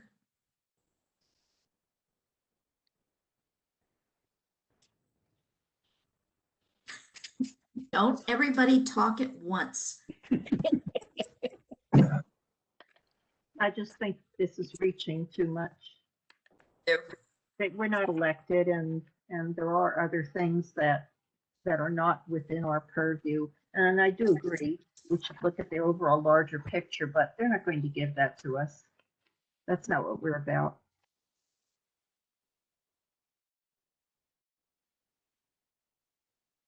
Okay, so I hear you that the first point here would be reasonable to include. Yeah. I mean, we can certainly, I don't know where that would fit in, right? Because we make a decision and we explain that decision. But I think it's worth noting because we had an experience, right? Yeah. So I think you could certainly include that one. Well, it does seem kind of weird to have a law that says there's an appeals process, but then it doesn't define how it works. Betsy, this is John Friedman with LDS. I'm sorry to interrupt. I can't figure out how to raise my hand. That's okay. I don't know if I would figure out that you had done it. So go ahead. Just as a point of information, there is an actual board adopted appeals procedure. It's not in the ordinance, but there is a recognized appeals procedure, which I'll be happy to send to the committee. It was adopted, quite a long time ago, and it's basically the same process that the board uses for appeals of zoning administrator decisions. Really? You're correct. There's no hearing. The applicant it's purely like a staff presentation. There's no provisions in it for the applicant to speak or for anyone else unless a board member makes a motion to allow somebody to speak. So if you want to speak in an appeal, you can simply ask your board member or the board member in whose district the application is, but obviously you got to know in advance that you can do that. Yeah. But typically they allow the appellants to speak or the appellant, attorney. But as I say, there is a board adopted process for this. Just so that you have all the information. I don't know that they would want to lay all that out in the ordinance itself. I see. Part of the reason for that is that the state regulations don't have any specific information on appeals procedures. It doesn't even discuss appeals. But I just, like I say, there is a defined process, which I will forward to you, or Danielle to forward to the entire committee, and I wanted you to know that. Okay, well, thank you for bringing that to our attention. I didn't know that at all. I didn't know we could have asked our supervisor if we could speak. I mean, in this case, we made a different decision than the staff. And so the staff, when there was an appeal of our decision, the staff went before the board and presented its opinion. And so there was no forum where we were allowed to explain our reasoning for the decision we made. And so we sort of adapted, we each individually went, and many of us at least, went and met with our own supervisors. And the supervisors ended up upholding our decision, which we were glad. But still, it seemed like a convoluted process, that didn't actually seem. That's yeah. Maybe given the new information about there being a process, we don't necessarily want to step further into this decision-making process. I don't know. I'm just saying that maybe we don't want to extend our role to that appeals process. I would just leave it at that, because I don't know if how involved we want to get in the overall process. I think maybe we do want to make a decision, and we've justified our decision already, and then that might be as far as we need to go. Well, I mean, there's no presentation of that justification in the appeal. We're not represented. Unless we, adopted what the staff recommended, sort of in its entirety. Let me try to make it a comparison to the legal process. If we think of ourselves like a judge in Virginia in a circuit court, and we look at it and we try to be honest and fair, and we balance the equities and we get it all sorted out, and we go, okay, Mr. A, you lose, Mr. B, you win. And Mr. A goes, wait a minute, I don't like that, and he appeals. Well, as the judge, we don't have anything to say. We've already said it. A and B get to make their arguments.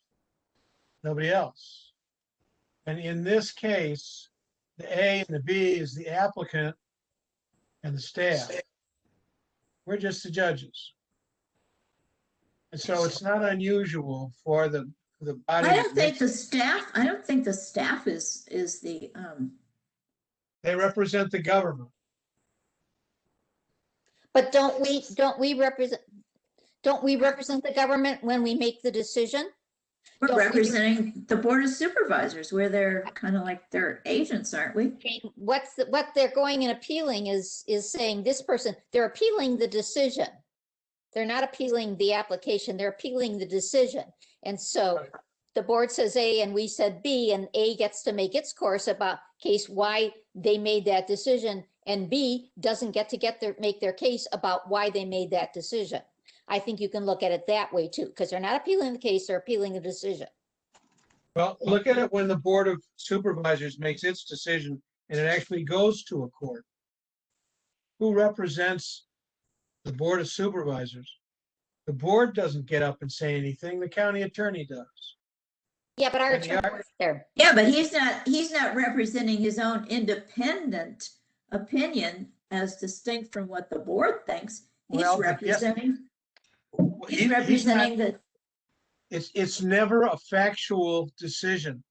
It's always a process decision. Did everybody go through the process properly? If they did, then the board wins. Said done. They don't care. They want to know, was something arbitrary and capricious? If there was something taken up that facts that weren't considered, that's arbitrary and capricious. But the county representative, the county's attorney, is not arguing that the facts. They're arguing the process. All they ever argue in these things. And that's essentially what happens with ours. The staff comes up and the staff says, we made this recommendation, they heard us, and they made this statement, and their judgment was characterized by the record, and the record is available to you, it's recorded. And so if you want to listen to the recording, go ahead before you make your decision.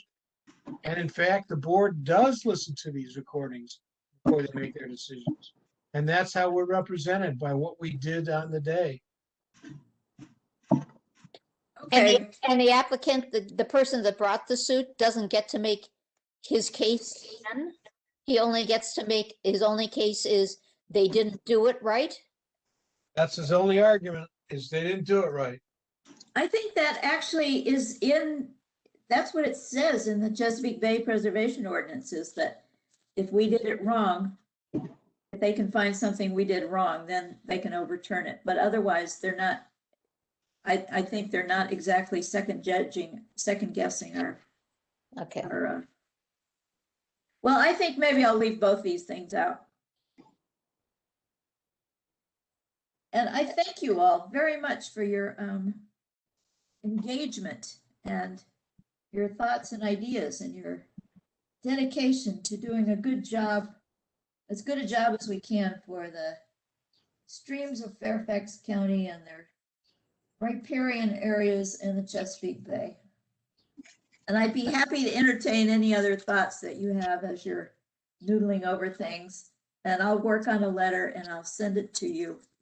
And I'll try to represent our collective Motion to adjourn? Yeah, second. Thank you, Beth. Okay, thank you, everybody. Thank you all. Thank you. Good job, Betty. Dixie. Thank you, Ann. Thanks for speaking up. Bye-bye. Bye.